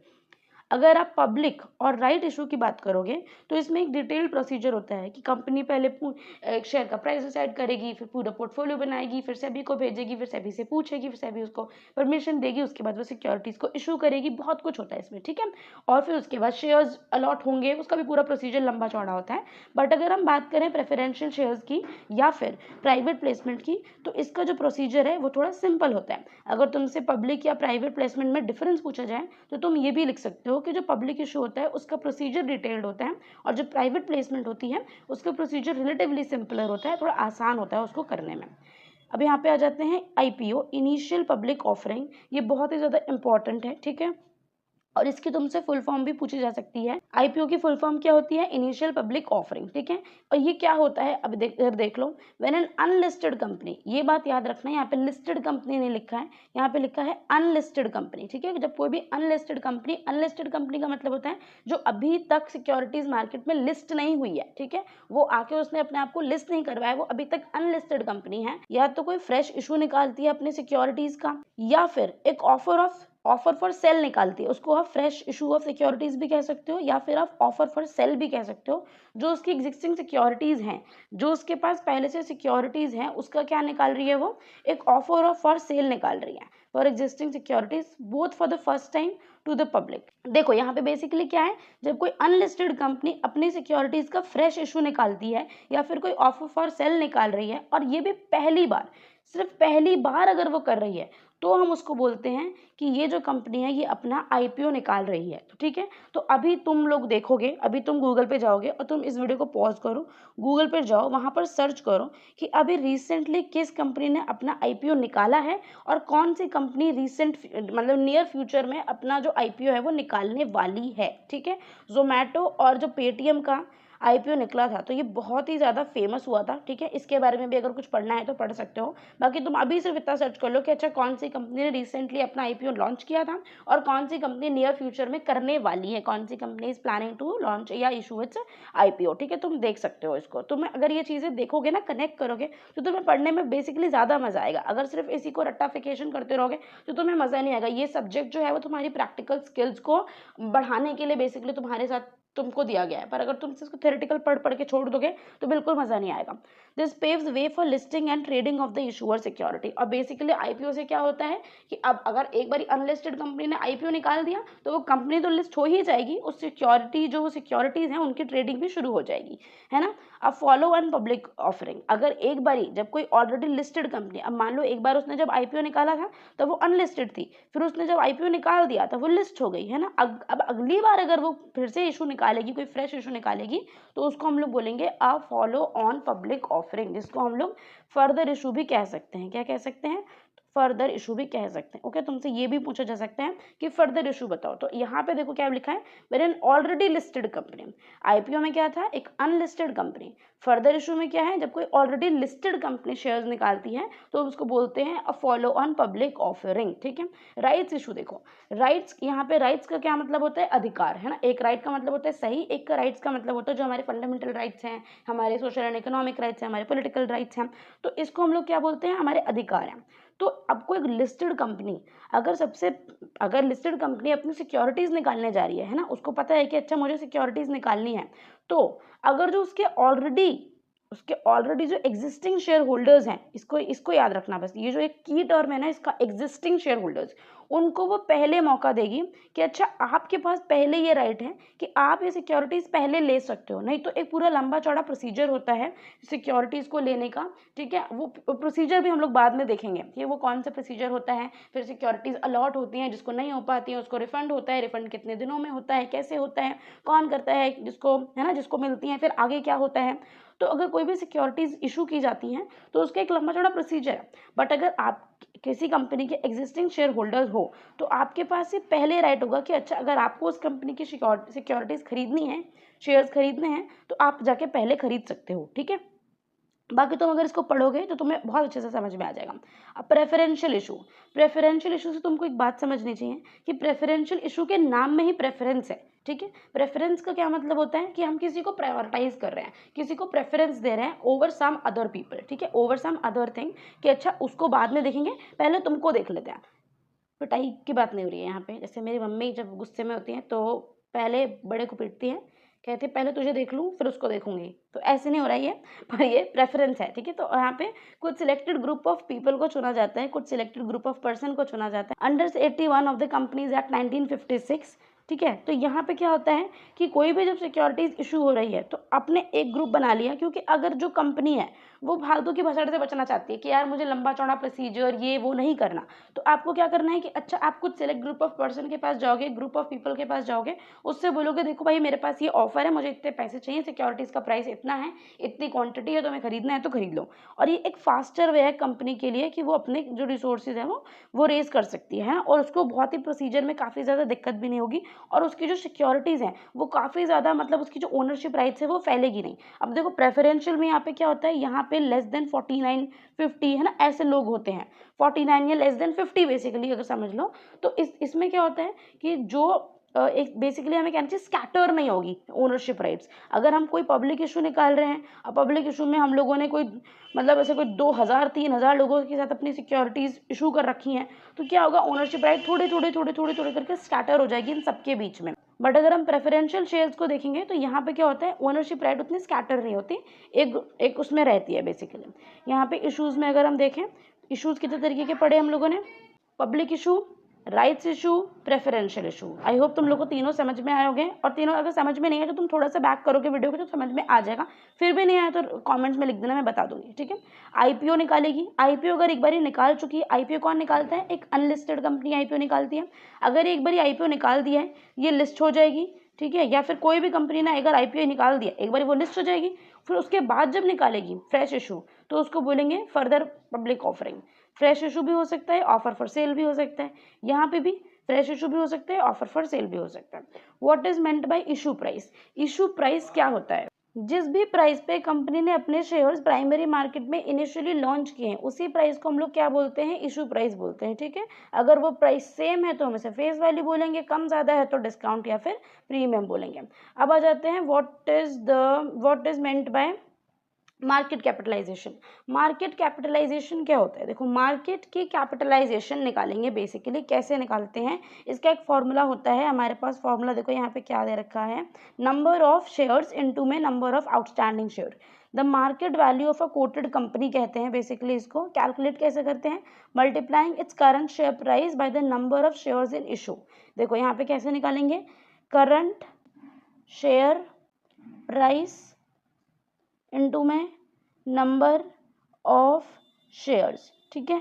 ये बेसिकली क्या है, किसी भी कंपनी की कोटेड वैल्यू है ना, किसी भी मार्केट वैल्यू होती है कि अच्छा इस पर्टिकुलर कंपनी की मार्केट वैल्यू कितनी है, तो उस कंपनी के पास जितने भी आउटस्टैंडिंग शेयर्स हैं और जितने भी उसका मार्केट प्राइस है उसके शेयर का, करंट शेयर प्राइस जो चल रहा है उसको अगर हम लोग मल्टीप्लाई करेंगे तो मार्केट कैपिटलाइजेशन निकल जाएगी। तो यहाँ पर जो मैंने अभी फॉर्मूला लिखा था that is the most important, और तुम कैसे याद करोगे इसको, मल्टीप्लाइंग करंट शेयर प्राइसेस या इसको मार्केट प्राइस भी कह सकते हो by the number of share. और ये क्या होती है बेसिकली, मार्केट वैल्यू है किसी भी कंपनी की कि उस कंपनी की मार्केट वैल्यू कितनी है। अब जैसे यहाँ पे एग्जांपल भी दे रखा हुआ है कि एक कंपनी के पास 120 मिलियन शेयर्स हैं इशूज़ में, ठीक है, करंट मार्केट प्राइस कितना है 100 रुपये है, और मार्केट कैपिटलाइजेशन कंपनी की कैसे निकलेगी, 120 इंटू में 120 मिलियन क्या है शेयर्स हैं जो उस कंपनी के हैं, वन है ना, टोटल वैल्यू हो गई।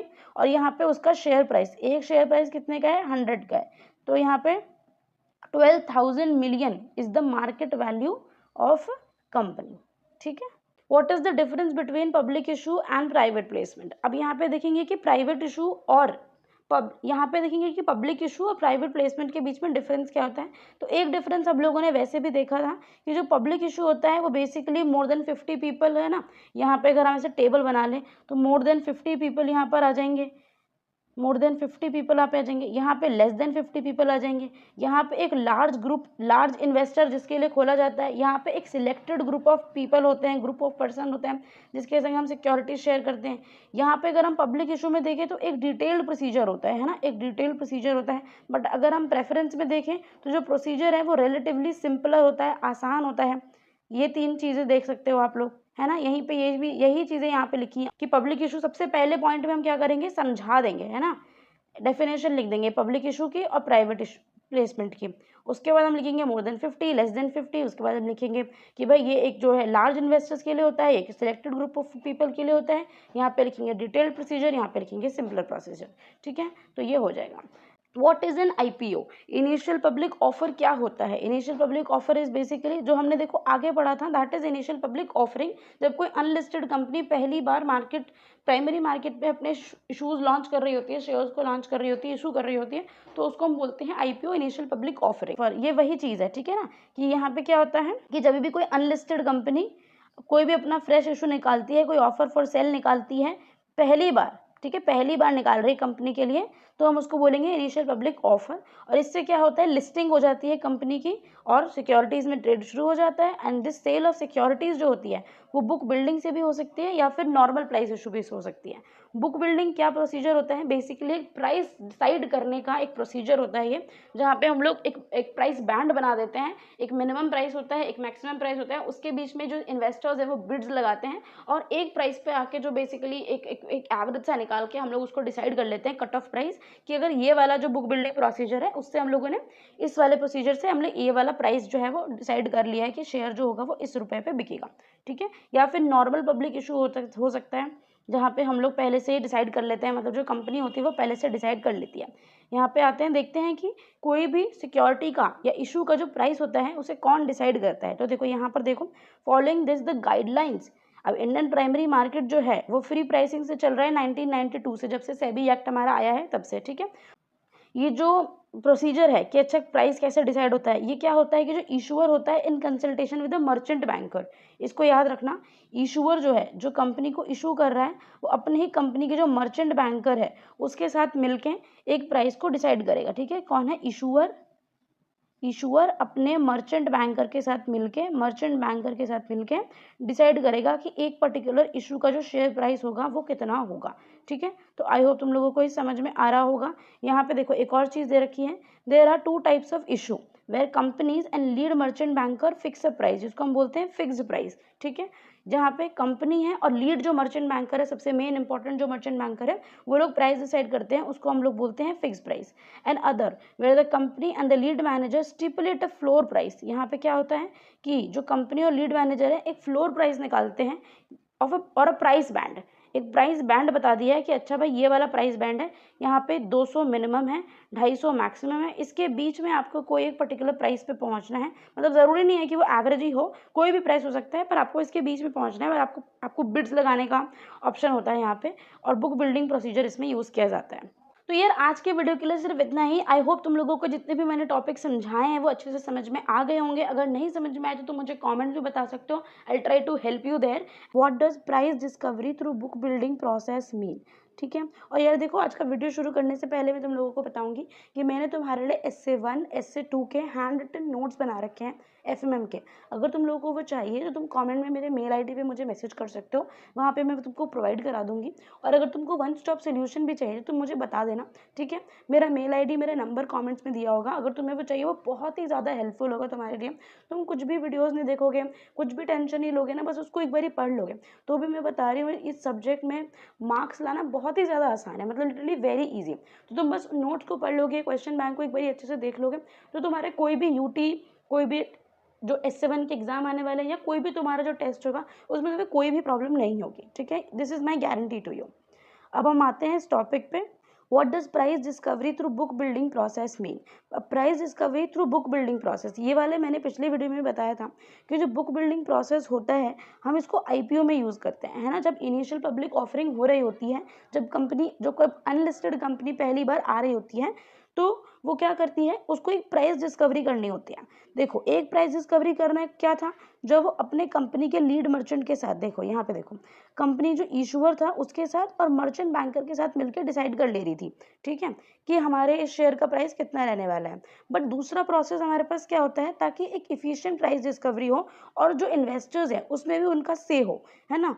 तो इसके लिए इफिशिएंट प्राइस डिस्कवरी के लिए एक बुक बिल्डिंग प्रोसेस होता है, जहाँ पे हम लोग क्या करते हैं कि जब IPO ओपन होता है तो हमारी बिड्स कलेक्ट की जाती हैं। बिड्स मतलब जैसे कि हम, मतलब सब कोई अपनी बोली लगाते हैं कि अच्छा इन्वेस्टर जो खरीदने पे खड़े हैं साइड पे, वो इतने इतने रेट बता रहे हैं, और जो सेल करेंगे, जो सेलर होंगे, वो इतने इतने रेट बताएंगे। ठीक है, तो इससे क्या होता है कि हम एक एक प्राइस बैंड हम लोगों ने पहले डिसाइड कर लिया होता है कि भाई इसके बीच में आपको बताना है, इसके बीच में आपको कम ज़्यादा जितना भी आपको लगे कि बंदा खरीदने वाला इतने पे खरीद सकता है, बेचने वाला इतने पे खरीद सकता है, बेच सकता है, तो उस तरीके से होता है।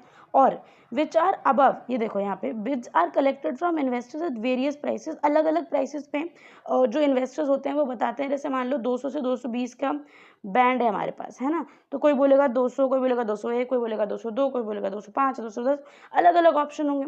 विच आर अबव और equal to the floor price. यहाँ पे क्या होता है कि ये जो फ्लोर प्राइस है, फ्लोर प्राइस मतलब ये जो 200 है ना, ये फ्लोर प्राइस है, जो लोएस्ट प्राइस होगा वो फ्लोर प्राइस होगा।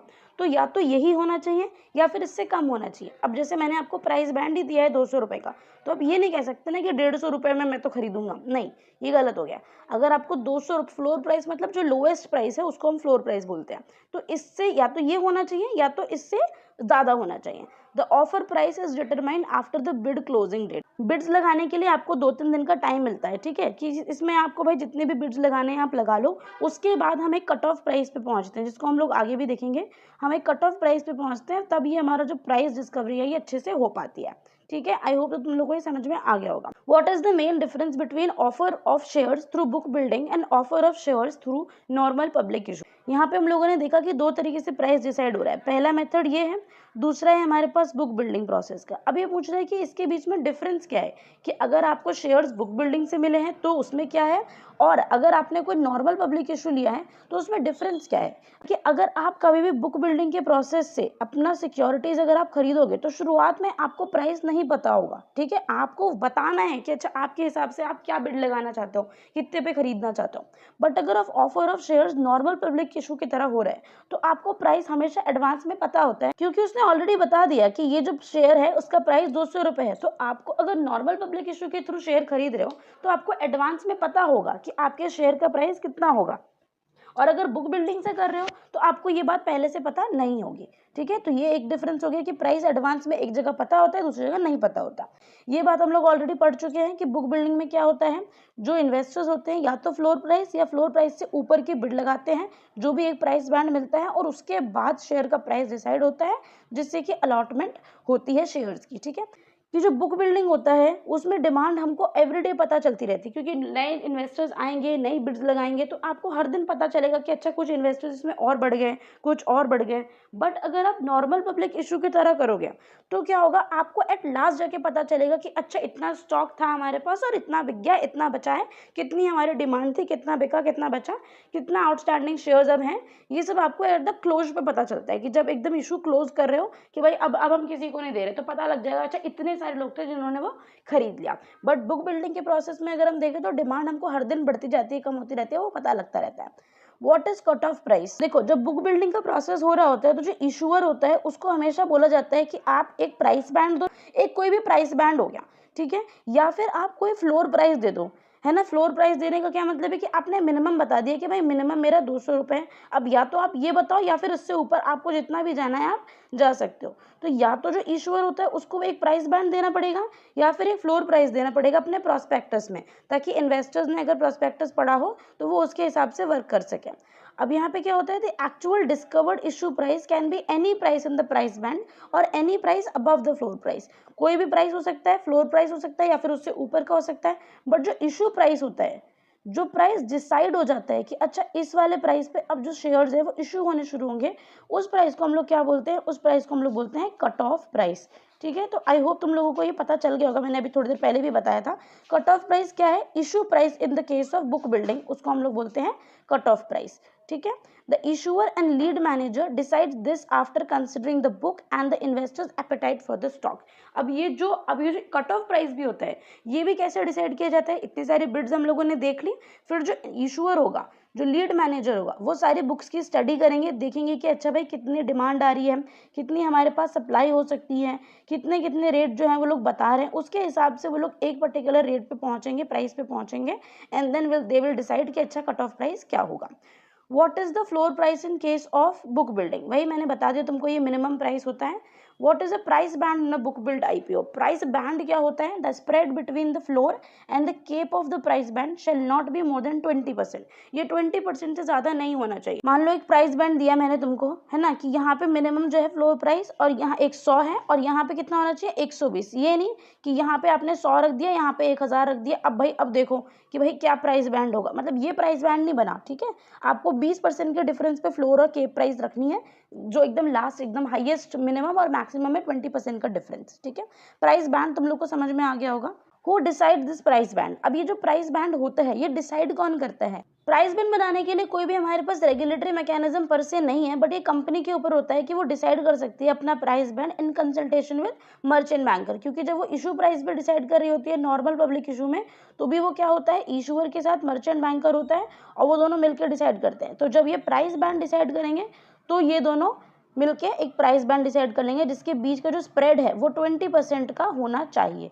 ठीक है, मिनिमम और मैक्सिमम प्राइस होता है in the book building process में for the efficient price discovery. इसको हम लोग बोलते हैं बुक प्राइस बैंड, इसको हम लोग बोलते हैं प्राइस बैंड।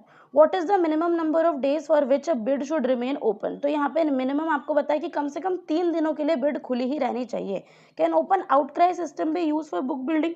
अब देखो अगर यहाँ पे पूछा है कि ये जो ओपन आउटक्राई सिस्टम है क्या ये बुक बिल्डिंग के लिए यूज हो सकता है, तो पहले तो मैं ये पता होना चाहिए कि ओपन आउटक्राई सिस्टम होता क्या है। देखो सेबी एक्ट 1992 के आने से पहले, उसके बाद तो चीज़ें बहुत डिजिटलाइज हो गई हैं, है ना, ऑनलाइन चीज़ में आ गई हैं, एक वेबसाइट बन गई हर चीज़ की।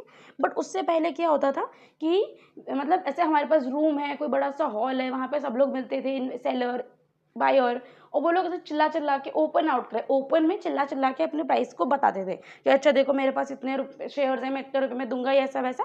तो बुक बिल्डिंग में ऐसा नहीं होता। As per SEBI only electronically linked transparent facility is allowed to be used in the case of big building। आप सिर्फ इलेक्ट्रॉनिकली लिंक ट्रांसपेरेंट फैसिलिटी का यूज कर सकते हो सेबी के अनुसार। आप ऐसे नहीं कि अच्छा कहीं भी मिले 2-4 लोग और उन्होंने डिसाइड कर लिया, ऐसे बुक बिल्डिंग नहीं होती।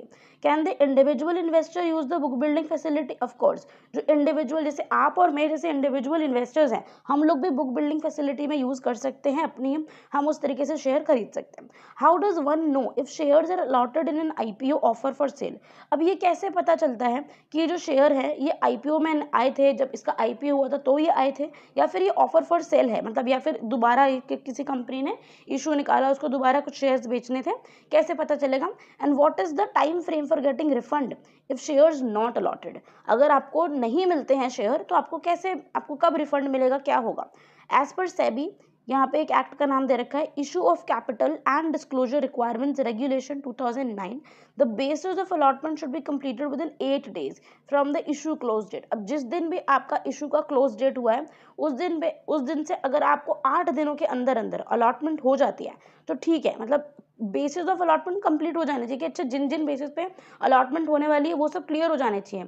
ये नहीं है कि अच्छा हम किसे अलॉटमेंट करेंगे, कितना करेंगे, ये हमें समझ में नहीं आ रहा। 8 दिनों के अंदर अंदर जैसे आप बेसिस ऑफ अलॉटमेंट कंप्लीट करोगे, उसके 2 दिन के अंदर जो वर्किंग डेज होंगे उसमें आपको ये डिसाइड कर लेना है, आपको ये पूरा प्रोसेस कंप्लीट कर देना है कि डिटेल्स ऑफ क्रेडिट, जो भी क्रेडिट है, अगर किसी सेलर ने कोई सिक्योरिटी बेची है, ठीक है, तो उसको आप पैसा भेज दो, और अगर कोई बायर है जिसको सिक्योरिटीज चाहिए उसको आप उसके डीमैट अकाउंट में जो सिक्योरिटीज है वो क्रेडिट कर दो, ये होता है। और अगर नहीं हो रहा ऐसा तो रिफंड का प्रोसेस भी शुरू हो जाता है वहीं से ही। So an investor should know in about 11 days time from the closure of issue whether shares are allotted to him और नॉट। मतलब जो भी उसने शेयर खरीदा है 11 दिनों के अंदर अंदर तो उसको डेफिनेटली पता चल जाएगा कि उसको आईपीओ में जो शेयर्स हैं वो अलॉट हुए हैं या नहीं हुए। अगर नहीं होते हैं तो उसके बाद से रिफंड प्रोसेस शुरू हो जाता है। How long does it take to get the shares listed after issue? अगर देखो यहाँ पे आईपीओ में हमको पता था कि एक जो अनलिस्टेड कंपनी होती है वो पहली बार अपने जो शेयर्स होती है वो इशू कर रही होती है, तो उसी के बारे में ये हमसे पूछा है कि कब तक ये जो शेयर्स होते हैं वो लिस्ट हो जाते हैं, कब तक ये शेयर लिस्ट हो जाते हैं? तो इट टेक्स 12 वर्किंग डेज। अब देखो 11 दिनों के अंदर अंदर 11 डेज के अंदर अंदर जो इशू है वो सारा हो जाएगा, तो 12वें दिन तक हमको ये पता लग जाना चाहिए कि भाई ये जो है लिस्ट होगा कि नहीं होगा। ये 12वें दिन तक लिस्ट हो जाना चाहिए after the closure of book build issue. जो भी हो रहा है उसके 12 दिनों के अंदर अंदर आपको पता लग जाएगा। What is the role of a registrar to an issue. अब एक रजिस्ट्रार का एक इशू में क्या रोल होता है ये देखेंगे। होता है तो देखो, जो रजिस्ट्रार होता है वो फाइनलाइज करता है एक लिस्ट ऑफ एलिजिबल अलॉटीज। जब हम जब कोई भी कंपनी आईपीओ निकालती है तो बहुत सारे जो इन्वेस्टर्स होते हैं अपनी एप्लीकेशन देते हैं, ठीक है। बट जो रजिस्ट्रार होता है वो देखता है कि कौन कौन से एलिजिबल अलॉटीज हैं और जो इनवैलिड एप्लीकेशंस होती है उसको डिलीट कर देता है। ओके, तो यहाँ पर आप देखो, यहाँ पे दो फंक्शन तो उसके वैसे ही पता चल गए। Finalizes the list of eligible allottees, उसके बाद डिलीटिंग द इनवैलिड एप्लीकेशन, दो हो गए।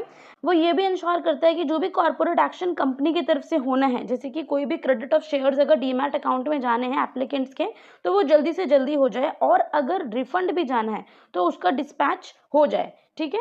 तो यहाँ पे देखो, यहाँ पे चार चीजें हम लोगों को पता चल गई हैं। सबसे पहला क्या था, list of eligible allottees final करता है रजिस्ट्रार।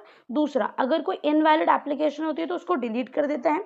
तीसरा, कंपनी का जो कॉर्पोरेट एक्शन है, अच्छा कॉर्पोरेट एक्शन बेसिकली क्या होता है, कंपनी की तरफ से जो होने वाला एक्शन है, ठीक है, तो वो क्रेडिट ऑफ सिक्योरिटीज है। जो भी जिस बंदे ने सिक्योरिटीज खरीदी है उसने आपको पैसे दिए, तो अब आपकी it's your responsibility to credit securities in his और हर डीमैट अकाउंट। तो आपको उसके डीमैट अकाउंट में सिक्योरिटीज भेजनी है, और अगर जो इनवैलिड एप्लीकेशंस है वहां पे आपको उसका रिफंड करना पड़ेगा कि अच्छा ये वाली एप्लीकेशन इनवैलिड थी, इसको हमने सिक्योरिटीज नहीं दी है, तो आपको रिफंड जो आपको मिलेगा, ठीक है। और ये जो रजिस्ट्रार होता है ये लीड मैनेजर के साथ कोऑर्डिनेट करते हैं दोनों आपस में, और इससे क्या होता है, फ्लो ऑफ एप्लीकेशन निकलती है फ्रॉम कलेक्टिंग बैंक ब्रांचेज। आप देखोगे कि अच्छा बैंक ब्रांच कलेक्ट करो, जो एप्लीकेशन है उसको प्रोसेस करो, और जितना भी काम होता है उसके बाद वो सब अलॉटमेंट फाइनलाइज होता है, डिस्पैच होते हैं सिक्योरिटी सर्टिफिकेट, और अगर रिफंड करना है तो रिफंड हो जाता है। तो ये है रजिस्ट्रार का role function. Does NSC provide any facility for IPO, कि एनएससी, अब एनएससी क्या है, नेशनल स्टॉक एक्सचेंज है। अब ये तुम लोगों को हर बार मैं जब भी एनएससी बीएससी आएगा तो मैं तुम लोगों से पूछूंगी भी और तुम्हें बताऊंगी भी, ठीक है। तो इसको याद रख लेना, ये तुम्हारे एग्जाम में बहुत ही ज़्यादा इजी है, पर अगर आ जाए तो तुम्हें पता होना चाहिए कि एनएससी का full form is national stock exchange. NSC provide करता है आपको डेफिनेटली एक आईपीओ का फैसिलिटी, जहाँ पे लोग, जो कंपनीज हैं, जो इशूअर हैं, वो एनएससी पे जाके अपनी सिक्योरिटीज़ को पहली बार इशू कर सकते हैं। एक इलेक्ट्रॉनिक नेटवर्क सिस्टम आपको पूरे कंट्री, अक्रॉस द कंट्री आपको एनएससी जो है वो प्रोवाइड करता है। नो मैटर आप किस एरिया में हो, बस आपके पास एक इंटरनेट कनेक्शन होना चाहिए। एनएससी आपकी वेबसाइट, आप वहीं पर बैठे बैठे ट्रेड कर सकते हो, सब कुछ कर सकते हो। NSC decided to offer this infrastructure for conducting online IPO through book building process. और एनएससी ने क्या डिसाइड किया है कि जो आईपीओ वहाँ पे डिसाइड होते हैं वो एक बुक बिल्डिंग प्रोसेस के थ्रू होते हैं, उसकी वेबसाइट के थ्रू। एक automated screen based bidding system बना रखा है एनएससी ने, उसको हम लोग क्या बोलते हैं, देखो यहाँ पे एनएससी ने क्या बना रखा है, एक automated screen based bidding system, जिसको हम क्या बोलते हैं, NEAT, national exchange for automated trading. ये तुमको बाद में भी पता चल जाएगा, national exchange for automated trading, ठीक है, ऑटोमेटेड ट्रेडिंग। और इसका फुल फॉर्म भी तुम लोगों को याद रखना है, ये मैंने अभी ऐसे लिख दिया है, बाद में आएगा तो मैं तुमको फिर से बता दूंगी। आईपीओ क्या है, इनिशियल पब्लिक ऑफरिंग। अब देखो यहाँ पे क्या है, हमारे पास कुछ बेनिफिट्स भी होते हैं। बुक बिल्डिंग प्रोसेस अगर हम एनएससी का यूज़ कर रहे हैं तो हमारे पास बहुत सारे एडवांटेजेस भी हैं, जैसे कि अच्छा इसको तुम्हें याद रखना है, ठीक है। हो सकता है तुमसे पूछा जा सकता है कि भाई एनएससी जो उसका बिडिंग सिस्टम है, बुक बिल्डिंग का प्रोसेस है, फिर नीट आईपीओ है, उसके एडवांटेजेस बताओ, है ना, 2-3 नंबर में तुमसे पूछ लिया, तो उसको याद रखो। कैसे करोगे, जो एनएससी सिस्टम है ये आपको एक नेशन वाइड बिडिंग फैसिलिटी देता है। कोई फर्क नहीं पड़ता आप किस लोकेशन पे बैठे हो, कहाँ बैठे हो, क्यों बैठे हो, किसके साथ बैठे हो, कोई फर्क नहीं पड़ता, ठीक है। ये भी नहीं है कि आपको एक पर्टिकुलर लोकेशन पे बैठना है या पर्टिकुलर ऑफिस में आना है, कहीं भी बैठे हो, नेशन वाइड बिडिंग फैसिलिटी है, कहीं भी बैठे हो, कहीं से भी अपनी बिड लगा सकते हो, कोई दिक्कत नहीं है पूरे देश में, ठीक है। यहाँ पे आपको एक फेयर, इफिशिएंट और ट्रांसपेरेंट मेथड मिलता है। ये ट्रांसपेरेंट मेथड बेसिकली इसलिए भी है क्योंकि ये एक इलेक्ट्रॉनिक मेथड है। इसमें ये फर्क नहीं पड़ता कि आप एक बड़े इन्वेस्टर हो, आप एक छोटे इन्वेस्टर हो, आप कम पैसे इन्वेस्ट करने वाले हो या फिर बहुत ज़्यादा पैसे इन्वेस्ट करने वाले हो, हर इन्वेस्टर्स इक्वल होता है ना। और ये नहीं है कि अच्छा ऊपर कोई कुछ लोग बैठे हैं जो डिसाइड करके आपको नीचे या छोटे इन्वेस्टर्स को बता देंगे, ऐसा नहीं होता। हर इन्वेस्टर बता सकता है अपनी, चाहे वो कहीं भी हो, एक फेयर, एफिशिएंट, ट्रांसपेरेंट मेथड से अपनी बिड वो लगा सकता है। एक नॉर्मल आईपीओ की अगर कंपैरिजन में देखें तो इसमें कॉस्ट भी कम होती है। नॉर्मल आईपीओ में काफ़ी सारा हेक्टिक हो जाता है काम, कि पहले एप्लीकेशन लो, फिर उसको देखो, फिर उसको सिलेक्ट करो, फिर रिफंड करो, फिर सब कुछ, मतलब बहुत ज़्यादा मैनेज करना उसको काफ़ी थोड़ा मुश्किल है, वो एक हेक्टिक प्रोसेस है। बट इसमें क्या है, क्योंकि सिस्टम सारा इलेक्ट्रॉनिकली चल रहा है, तो आप क्या कर सकते हो, जो भी आपके पास डेटा आ रहा है उसके हिसाब से आप एक ईजिली आप एक कट ऑफ प्राइस तक पहुंच सकते हो, जो कि आसान है in the process of book building, अगर आप बुक बिल्डिंग के प्रोसेस के थ्रू प्राइस डिस्कवरी कर रहे हो तो, ठीक है। आईपीओ, नॉर्मल आईपीओ में थोड़ा सा मुश्किल है, थोड़ा सा कॉस्टली भी है। System reduces the time taken completion for issue process. यहाँ पे क्या होता है, क्योंकि इलेक्ट्रॉनिकली चल रहा है तो टाइम भी कम लगता है, ऐसा नहीं है कि अच्छा बहुत ज़्यादा टाइम लग गया, टाइम भी थोड़ा कम लगता है। आईपीओ मार्केट टाइमिंग देख लो, यहाँ पे सुबह 10 बजे से शाम के 5 बजे तक आईपीओ की मार्केट टाइमिंग्स होती हैं। इसको तुम याद रख सकते हो, ये तुमसे 1 मार्क में पूछा जा सकता है, ठीक है, कि आईपीओ के मार्केट टाइमिंग्स बताओ। What is a prospectus. तो देखो आज हम देखने वाले हैं कि प्रोस्पेक्टस क्या होता है। तो अब देखो यार, बहुत सारी कंपनीज जो होती हैं मार्केट में अपने पब्लिक इशू लेकर आती हैं, और जब भी बहुत सारी कंपनी लाती हैं तो उसमें से काफ़ी कंपनी तो जेन्युइन होती है, बट कुछ कंपनी होती हैं ऐसी जो कि इन्वेस्टर को एक्सप्लॉइट करना चाहती है। देखो हर बार मार्केट में हम देखते हैं बहुत सारे जैसे लोग कुछ ना कुछ चीज़ें बेचने के लिए बैठे होते हैं, फिर कुछ लोग ऐसे भी तो होते हैं ना जो लोगों के साथ फ्रॉड कर देते हैं। तो वो फ्रॉड से बचाने के लिए अब क्योंकि ये बहुत बड़ी बात है कि इन्वेस्टर यहाँ पर आ रहा है, अपनी हार्ड अर्नड मनी लेकर वो किसी कंपनी को देगा, तो उसके लिए पहले ट्रस्ट बिल्ड करना बहुत ज़रूरी है कि, है ना, कि अगर वो किसी को अपना पैसा दे रहा है तो उसको यकीन तो एटलीस्ट उस कंपनी के ऊपर कि वो कंपनी का भाई फ्यूचर पोटेंशियल क्या है। कहीं ऐसा ना हो कि उसने आके रैंडम पैसा लगा दिया, वो कंपनी डूबने वाली हो, वो कंपनी ऑलरेडी डूब गई हो, या कोई झूठा कोई ऑर्डर हो ताकि पैसे मिल जाएं, ताकि हम फ्लरिश कर पाएँ, ऐसे करके। तो उस सब को प्रिवेंट करने के लिए जो हमारी सेबी है, securities and exchange board of India, इसका फुल फॉर्म भी तुम लोगों को पता होना चाहिए, जो सेबी है, ठीक है, उसने क्या बनाया है, उसने कुछ गाइडलाइंस बनाई हैं उसके हिसाब से कि भाई एक गाइडलाइंस होंगी जो कि कंपनी डिस्क्लोज करेगी, and it will be the disclosure of information to the public. SEBI ने बोला है कि अपनी गाइडलाइंस में कि आप पब्लिक को कुछ इन्फॉर्मेशन का डिस्क्लोजर करोगे, और वो जो डिस्क्लोजर है उसमें कौन सी इन्फॉर्मेशन होगी। अब कौन सी इन्फॉर्मेशन होगी, वही प्रोस्पेक्टस होता है ना। Prospectus is a disclosure of information to the public from the issuer. अब उसमें कौन कौन सी इन्फॉर्मेशन होती है ये देखते हैं यहाँ पर, ठीक है। Reason for raising the money. अब जो कंपनी है जो पब्लिक इशू निकाल रही है वो इस डिस्क्लोजर में बताएगी कि भाई कौन सा ऐसा कारण आन पड़ा कि उसको अपने पब्लिक इशू निकालने पड़ रहे हैं। क्योंकि देखो अपनी शेयर होल्डिंग अब उसको बांटनी है, उसको पैसे की ज़रूरत है। और तुमने भी अपने घर में भी देखा होगा, अगर हम लोग अपने पेरेंट्स से भी पैसे मांगते हैं तो हमसे पूछते हैं कि क्यों, क्या करेगा इस पैसे का, क्या करेगी इस पैसे का, क्या क्या लेना है, क्या नहीं लेना, पूछते हैं ना वो लोग हमसे। तो ऐसे ही हम भी अगर किसी को पैसा देंगे तो उस कंपनी से पूछेंगे कि क्या करोगे हमारे पैसे का। The way money is propose to be spent, कैसे खर्च करोगे। The return expected on the money, अब मैं तुमको पैसा दे तो नहीं हूँ, पर मेरे को तुम्हारे को पैसा देने से क्या फ़ायदा होगा, तुम मुझे कुछ रिटर्न दे पाओगे या नहीं दोगे। तो reason for raising the money होना चाहिए डिस्क्लोजर में। The way money is propose to be spent, किस तरीके से पैसा खर्च होगा, किस तरीके से स्पेंड करोगे, और उसके बाद रिटर्न कैसे दोगे। अब ये जो इन्फॉर्मेशन होती है ये प्रोस्पेक्टस के फॉर्म में आती है, जिसमें इन्फॉर्मेशन होती है regarding the size of the issue, कितने रुपए का इशू निकल रहा है, कितना बड़ा इशू है, कंपनी कितने पैसे का इशू निकाल रही है, current status of the company, current status उसकी कंपनी का क्या है, इक्विटी कैपिटल उसके पास कितना है, करंट और पास का परफॉर्मेंस कैसा है। कहीं ऐसा तो नहीं कि कंपनी ऑलरेडी डूब गई हो, डूबने वाली हो, डूबने की कगार पर हो, कुछ ऐसा तो नहीं है। प्रमोटर्स क्या करते हैं, क्या है प्रमोटर्स का बैकग्राउंड क्या है, प्रोजेक्ट, किन प्रोजेक्ट्स पे वो काम करती हैं, कॉस्ट ऑफ द प्रोजेक्ट, कितना, अगर कोई प्रोजेक्ट पे काम भी करना है तो उस प्रोजेक्ट का कितना कॉस्ट है, उसके हिसाब से तो इशू निकालेगी। मीन्स ऑफ फाइनेंसिंग, कैसे उसको फाइनेंस करोगे। अगर इतना बड़ा प्रोजेक्ट है, मान लो 10 करोड़ रुपए चाहिए उस प्रोजेक्ट के लिए, तो 10 करोड़ रुपए कहाँ से लाओगे, सारे का पब्लिक इशू भी नहीं निकलेगा, कहीं से लोन लेगा, कहीं पे कुछ करेगा, अलग अलग जगह से लोन ले सकता है, पब्लिक इशू ले सकता है, बहुत सारी चीज़ें, कहीं अपनी इन्वेस्टमेंट निकालेगा। तो कैसे फाइनेंस कर रहे हो उस प्रोडक्ट को। प्रोडक्ट एंड कैपेसिटी, प्रोडक्ट क्या होगा उसका, और वो कैपेसिटी कितनी कर सकता है। तो ये सारी जो चीज़ें हैं ये सब चीज़ें होती हैं प्रोस्पेक्टस में, ठीक है। And it's a disclosure of information, एक इन्फॉर्मेशन बहुत सारी, अब ये क्या इन्फॉर्मेशन होगी वो यहाँ बता दी। अब इससे क्या होता है कि जो इन्वेस्टर्स हैं उसको कंपनी का लॉन्ग टर्म और शॉर्ट टर्म प्रोस्पेक्टस पता चलता रहता है कि कंपनी लॉन्ग टर्म में, शॉर्ट टर्म में क्या क्या कर सकती है, क्या क्या करेगी। What does draft offer document mean. अब हम आ जाते हैं ड्राफ्ट ऑफर डॉक्यूमेंट का क्या मतलब होता है। अब देखो ये जो प्रॉस्पेक्टस होता है इसको हम लोग ऑफर डॉक्यूमेंट भी कहते हैं, प्रॉस्पेक्टस को हम लोग ऑफर डॉक्यूमेंट भी कहते हैं in case of public issue और offer for sale, and letter of offer in the case of right issue which is filed with the registrar of company. अब देखो तुमसे ये भी पूछा जा सकता है कि प्रॉस्पेक्टस को इन the case of right issue क्या कहा जाता है। सेम चीज है, बट अगर वो राइट इशू के केस में निकल रहा है तो हम उसको बोलते हैं लेटर ऑफ ऑफर। क्या बोलते हैं? Letter of offer in the case of right issue. और अगर वही पब्लिक इशू के फॉर्म में निकल रहा है तो हम लोग उसको क्या बोलेंगे? या तो हम लोग उसको ऑफर डॉक्यूमेंट बोल देंगे या फिर हम उसको प्रॉस्पेक्टस भी बोल सकते हैं। ठीक है, तो आई होप तुमको ये वाला छोटा सा पॉइंट समझ में आ गया होगा। और ये किसके साथ फाइल किया जाता है? ये जो प्रॉस्पेक्टस बन रहा है ये किसके साथ फाइल किया जाता है? ये फाइल किया जाता है रजिस्ट्रार ऑफ कंपनीज के साथ, है ना। और रजिस्ट्रार ऑफ कंपनीज क्या थी ये हम लोगों ने देखा था, इसका फंक्शन क्या था ये भी अभी हम लोगों ने देखा था।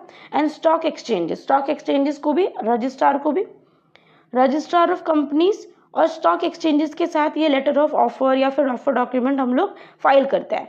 एक ऑफर डॉक्यूमेंट में जितनी भी रेलेवेंट इन्फॉर्मेशन होती है जो इन्वेस्टर को जाननी जरूरी है एक इन्वेस्टमेंट डिसीजन लेने के लिए, वो सब होती है।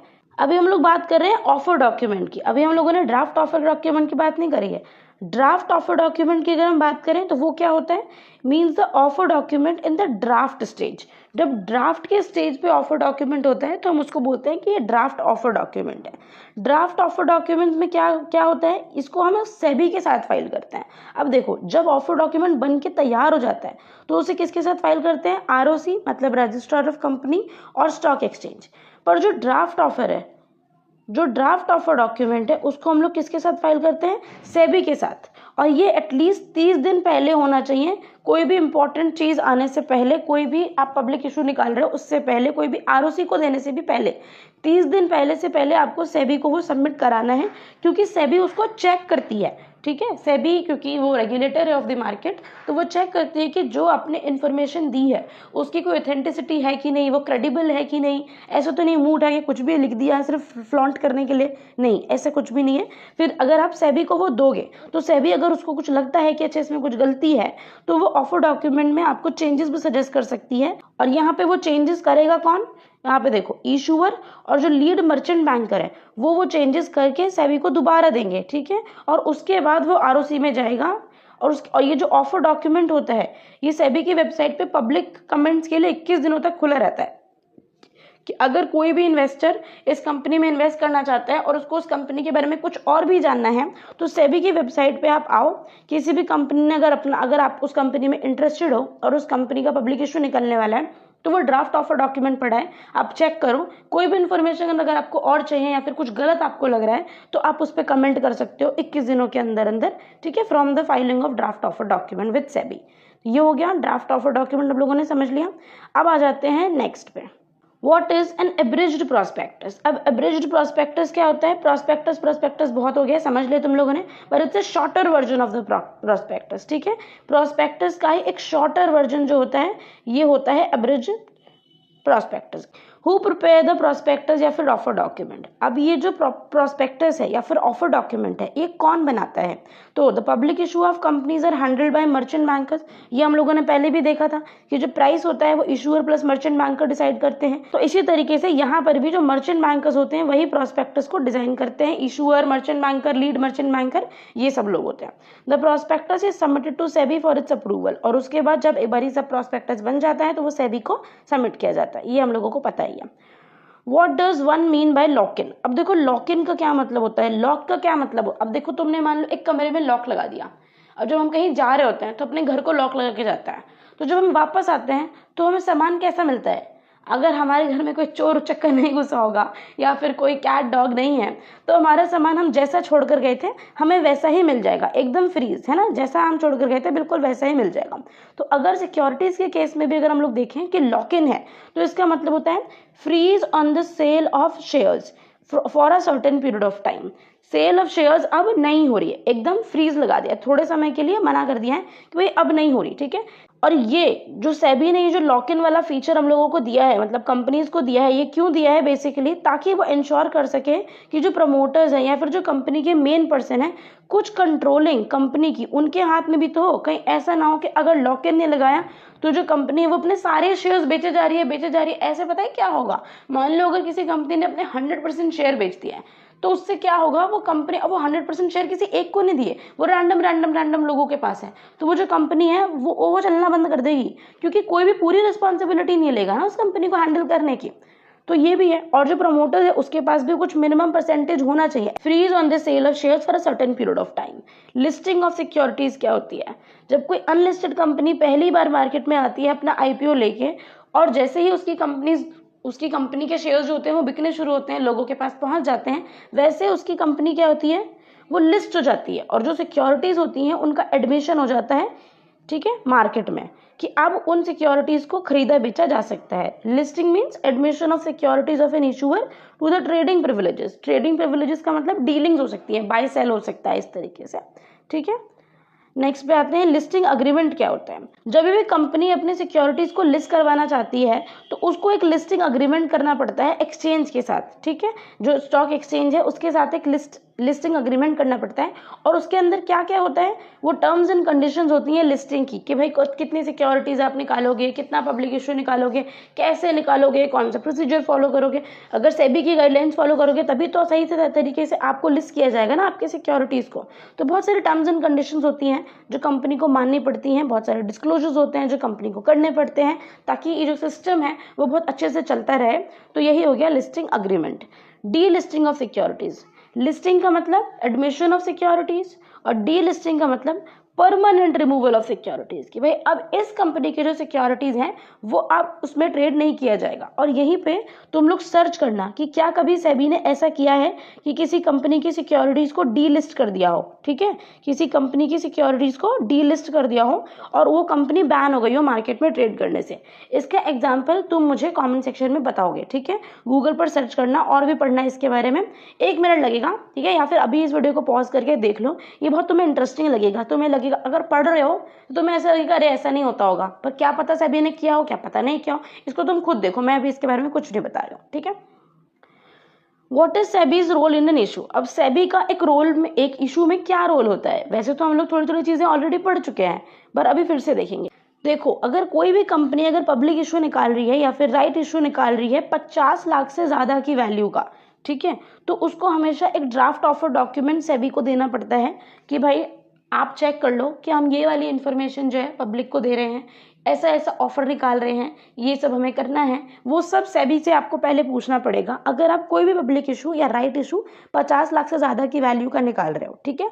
उसके बाद कंपनी क्या होगी, वो प्रोसीड करेगी जब सेबी उसको अपनी ऑब्जर्वेशन दे देगा, जब सेबी अपना पॉइंट ऑफ व्यू बता देगा कि अच्छा ठीक है, या फिर अगर कोई स्पेसिफिक चेंजेस सेबी डिमांड कर रहा है वो अगर हो जाएंगे, उसके बाद ही कंपनी प्रोसीड कर सकती है। और ये जो ऑब्जर्वेशन लेटर है ये 3 मंथ्स के लिए होता है। अगर उसके बाद आपको फिर से कोई ऑफर निकालना है तो आपको फिर से ड्राफ्ट ऑफर डॉक्यूमेंट सेबी को देना पड़ेगा, सेबी आपको फिर से चेक करके बताएगी, and then you will be able to refunction your all of the work जो आप कर रहे हो। Does it mean that SEBI recommends an issue. इसका क्या मतलब है कि क्या सेबी कोई इशू भी रेकमेंड करता है कि आप ऐसा करो वैसा करो, नहीं, सेबी आपको कोई भी इशू रेकमेंड नहीं करता, nor does it take any responsibility for your issue. जो भी आप ले रहे हो कोई भी वो रिस्पॉन्सिबिलिटी नहीं लेता, पर उसकी रिस्पॉन्सिबिलिटी सिर्फ इतनी है कि आपको जितनी भी इंफॉर्मेशन जानने के लिए ज़रूरी थी, है ना, जितनी भी एडिक्वेट इन्फॉर्मेशन आपको जानना ज़रूरी था, करेक्टमेंट ऑफ द स्टेटमेंट आपको जानने ज़रूरी थी, वो सब सेबी आपके लिए कर देगा कि जो इन्फॉर्मेशन आपके लिए जानने ज़रूरी थी वो सही है कि नहीं है, ठीक है। स्क्रूटनाइज करना है, अगर चेक करना है कंपनी को, वो सब सेबी आपके लिए कर देगा, पर आपको किस में इन्वेस्ट करना है किस में नहीं करना है ये सेबी आपको नहीं बताएगा। क्या सेबी का जो टैग होता है किसी के मनी को सेव कर सकता है? मोस्टली यस, ठीक है। अगर आपने कोई इन्फॉर्मेशन ऐसे देखी है या फिर अगर आपने किसी ऐसी कंपनी में इन्वेस्ट किया है जिसको सेबी ने चेक किया है, रीचेक किया है, उसकी गाइडलाइन सेबी, वो जो कंपनी है वो सेबी की गाइडलाइंस फॉलो कर रही है, तो उससे क्या होता है, आपका जो डिसीजन होता है वो एक इन्फॉर्म डिसीजन होता है और आपके जो रिस्क के चांसेस होते हैं वो बहुत कम हो जाते हैं। ऑल्दो सेबी किसी भी तरीके के इशूअर या कंपनी से खुद को एसोसिएट नहीं करता, वो ये नहीं कहता कि अच्छा मैं इसके साथ हूँ या मैंने इसकी इन्फॉर्मेशन चेक करी है, हाँ ठीक है अब आप ले लो, पर ऐसा कुछ नहीं होता। अगर आपको रिस्क होना होगा तो हो जाएगा, अगर कंपनी ने फ्रॉड कर दिया सब गाइडलाइंस फॉलो करने के बाद भी, तो भी सेबी उसमें कुछ नहीं कर सकता, ठीक है, वो आपको रिस्क हो गया। बट अगर सेबी की गाइडलाइंस फॉलो करता होगा, जैसे अभी भी देखो, मान लो कुछ इलेक्ट्रॉनिक डिवाइसेस होते हैं, तो उसमें क्या होता है, एक ISI का सिंबल होता है ना, या फिर हम कोई भी और भी चीज़ लेते हैं तो हम पूछते हैं कि क्या ये सेफ है, सेफ है। पर मान लो आपके घर में आके कुछ फट जाए, जैसे सिलेंडर, मान लो अब जब हमने कोई सिलेंडर लिया, उसको हमने चेक करवाया, सील है, गैस लीकेज नहीं है, कुछ भी नहीं है, अब वो घर में आके कुछ ऐसा हो गया, वो जो आपकी जो भी एजेंसी थी उसने आपको चेक करके दिया प्रॉपर, ठीक है, इंडियन ऑयल, HP जो भी होता है ये, उसने आपको प्रॉपर चेक करके दिया, उसके सामने सब कुछ सही था, सब उसने सारी गाइडलाइंस फॉलो की, अब घर पे आके उसको कुछ ऐसा हो गया कि वो फट गया और बहुत ज़्यादा नुकसान हो गया, तो अब उसकी जिम्मेदारी वो नहीं ले सकता, हो सकता है मतलब ऐसे करके आपको कुछ हेल्प कर दें, पर ये नहीं बोलेगा कि हाँ ये मेरी वजह से हो गया, हाँ मेरी गलती है, क्योंकि उसने अपनी सारी इन्फॉर्मेशन चेक कर ली थी। बिल्कुल इसी तरीके से होता है। पर जनरली क्या होता है, ऐसा एडवाइस किया जाता है कि भाई इन्वेस्टर जितने भी मटीरियल फैक्ट्स जो कि सेबी के द्वारा चेक करके भेजे जा रहे हैं उसको एटलीस्ट पढ़ लो कोई भी इन्वेस्टमेंट डिसीजन करने से पहले, ठीक है। और अनऑफिशियल मीन्स पे कोई भी अगर कोई न्यूज़ आ रही है, कोई टिप आ रही है, उसको फॉलो करने से हमेशा बचो। सेबी ये भी सब गाइडलाइंस देता है कि ऐसी कोई भी रैंडम इन्फॉर्मेशन आ रही है उसके पीछे मत भागो, क्योंकि वो फ्रॉड हो सकती है। अब हम आएंगे अपने नेक्स्ट टॉपिक पे, which is foreign capital issuance. तो देखो यहाँ पे क्या बताया हुआ है कि क्या कंपनी जो है वो फॉरेन करेंसी रिसोर्सेज को रेज कर सकती है, मतलब जैसे कोई भी इंडिया की कंपनी भी अगर हम देखें उसको, तो इंडिया के अंदर तो अगर उस पैसे की कमी पड़ेगी तो इंडिया के अंदर से तो लोगों से वो पैसे ले ही सकती है, पर क्या कोई बाहर की कंपनी या बाहर का कोई इंडिविजुअल हमारी इंडियन कंपनी में इन्वेस्टमेंट कर सकता है कि नहीं, क्या ये फीचर अवेलेबल है या नहीं है, और अगर है तो कैसे है, ठीक है। तो सबसे पहली बात कि हाँ ऐसा है, ऐसा ऑप्शन इंडियन कंपनीज के पास होता है कि वो फॉरेन करेंसी रिसोर्सेज भी रेज कर सकती हैं दो मेन सोर्सेज से, थ्रू मेन टू सोर्सेज हैं हमारे पास, और तो दो सोर्सेज जो हमारे पास हैं वो क्या है, सबसे पहला है issue of foreign currency convertible bonds. सबसे पहला ये हो गया। अब देखो तुम लोगों से ना ये पूछा जा सकता है 1 मार्क 2 मार्क्स में कि जो कंपनी है इंडियन कंपनी वो फॉरेन करेंसी रिसोर्सेज अगर रेज करेगी तो उसके दो सोर्सेज बताओ, ये भी छोटा सा क्वेश्चन आ सकता है। तो issue of foreign currency convertible bonds ये हो गया है, ठीक है, जिसको हम कॉमनली यूरो इशूज भी कहते हैं। दूसरा क्या होता है, issue of ordinary shares through depository receipt. जो इशू ऑफ ऑर्डिनरी शेयर्स हैं डिपॉजिटरी रिसीट में, उसको डिपॉजिटरी रिसीट से वो इशू होते हैं, जिसको हम लोग बोलते हैं global depository receipt and American depository receipt, ठीक है। ये दो तरीके के होते हैं जो कि फॉरेन इन्वेस्टर्स को दिए जाते हैं, और वो हमको क्या देते हैं, वो हमको पैसे देते हैं to the institutional investor. Institutional investor मतलब काफी बड़े बड़े जो इन्वेस्टर्स होते हैं, और इंडिविजुअल तो आप समझ ही गए होंगे, है ना। तो दो तरीके हो गए, सबसे पहला issue of foreign currency convertible bonds, दूसरा हमारे पास issue of ordinary share through depository receipt. I hope तुम्हें ये दोनों याद हो गए होंगे, अभी इसको ये भी याद कर लो। और जो यहाँ पे है इशू ऑफ ऑर्डिनरी शेयर्स, इसमें दो आते हैं, एक तो है हमारे पास ADR और दूसरा है हमारे पास GDR, ठीक है।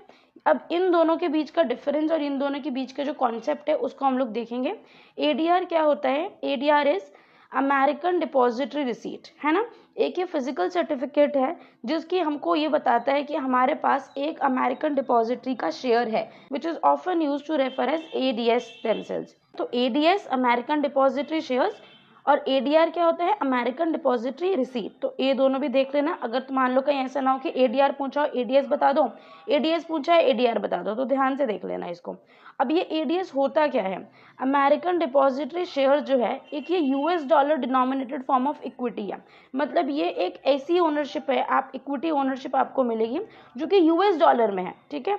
आपने US डॉलर दिए हैं उस कंपनी को इन अ नॉन US कंपनी, कोई नॉन US की कंपनी है, US मतलब अमेरिका, बेसिकली ये foreign shares of the company होते हैं, ठीक है। कोई भी नॉन US कंपनी में US डॉलर की इक्विटी ओनरशिप मिली है, मतलब आपने US डॉलर इन्वेस्ट किया है। अब यहाँ पे और भी ज़्यादा डिटेल दे रखी है। One of the several ADS represented by physical ADR certificate. ADR और ADS क्या होते हैं, इसको इंटरचेंजेबली यूज किया जाता है, बट अगर फुल फॉर्म पूछे तो समझ लेना। ADS क्या करता है, US इन्वेस्टर को प्रोवाइड करता है एक कन्वीनियंट वे जिससे कि वो ओवरसीज सिक्योरिटीज में इन्वेस्ट कर सकता है। ओवरसीज मतलब कि अपने देश की बाहर की अगर कोई नॉन US कंपनी है उसमें अगर इन्वेस्ट करना है तो आराम से कर सकता है, ठीक है। किसी भी US इन्वेस्टर को ये फैसिलिटी मिलती है। And to trade non US securities in the US, और उन नॉन US जो सिक्योरिटीज है उनको हम लोग US मतलब जो अमेरिकन जो इन्वेस्टर्स हैं वो US में उसको ट्रेड भी कर सकते हैं, ओके। जैसे कि ADR में अगर हम तुम एग्जांपल देखोगे तो एक इन्फोसिस का ADR सुनने में आता है, ठीक है। और ऐसे बहुत सारे होते हैं, तुम एग्जांपल भी देख सकते हो, सर्च कर सकते हो, मैंने तुमको एक दे दिया। इन्फोसिस, ADRs, ठीक है। इसको तुम देख लेना कैसे होता है, समझ जाओगे, ठीक है। तो ये क्या है बेसिकली कि यूएस इन्वेस्टर को एक फैसिलिटी मिलती है कि आप नॉन यूएस कंपनी जो है उसमें अपना पैसा डॉलर्स में इन्वेस्ट कर सकते हो, ठीक है। और वो जो ADS होते हैं उनको यूएस में आप लोग ट्रेड भी कर सकते हो डिफरेंट यूएस इन्वेस्टर्स के बीच में। ADS are issued by depository bank. अब ADS तो हमें पहले से पता है कि डिपॉजिटरी बैंक इशू करती है, क्योंकि हमने यहाँ पे देखा ही था, issue of ordinary share through depository receipt, है ना। तो यहाँ पे डिपॉजिटरी बैंक जो है वो कौन कौन से यहाँ पे एग्जाम्पल दे रखे हैं, JP मॉर्गन चेज बैंक, ठीक है, यहाँ पे एग्जाम्पल भी दे रखे हैं। सेम मैनर में ट्रेड होते हैं जैसे कि यूएस कंपनी में हो रहे हैं, जैसे यूएस कंपनी में चीजें चलती हैं बिल्कुल वैसे ही होता है। अब अगर हम स्टॉक एक्सचेंज की बात करें तो यूएस में जो स्टॉक एक्सचेंज है, न्यूयॉर्क स्टॉक एक्सचेंज, वहां पे ये ट्रेड हो सकते हैं। अमेरिकन स्टॉक एक्सचेंज में ये ट्रेड हो सकते हैं, नैस्डैक में ट्रेड हो सकते हैं, ठीक है। यहाँ पर एक और बात लिखी गई है कि जो ADS है वो यूएस डॉलर तो होता है, वो यूएस डॉलर डिनोमिनेटेड ही है क्योंकि यूएस डॉलर दिया गया है, और वो जो डिविडेंड आपको देगा वो आपको यूएस डॉलर में देगा।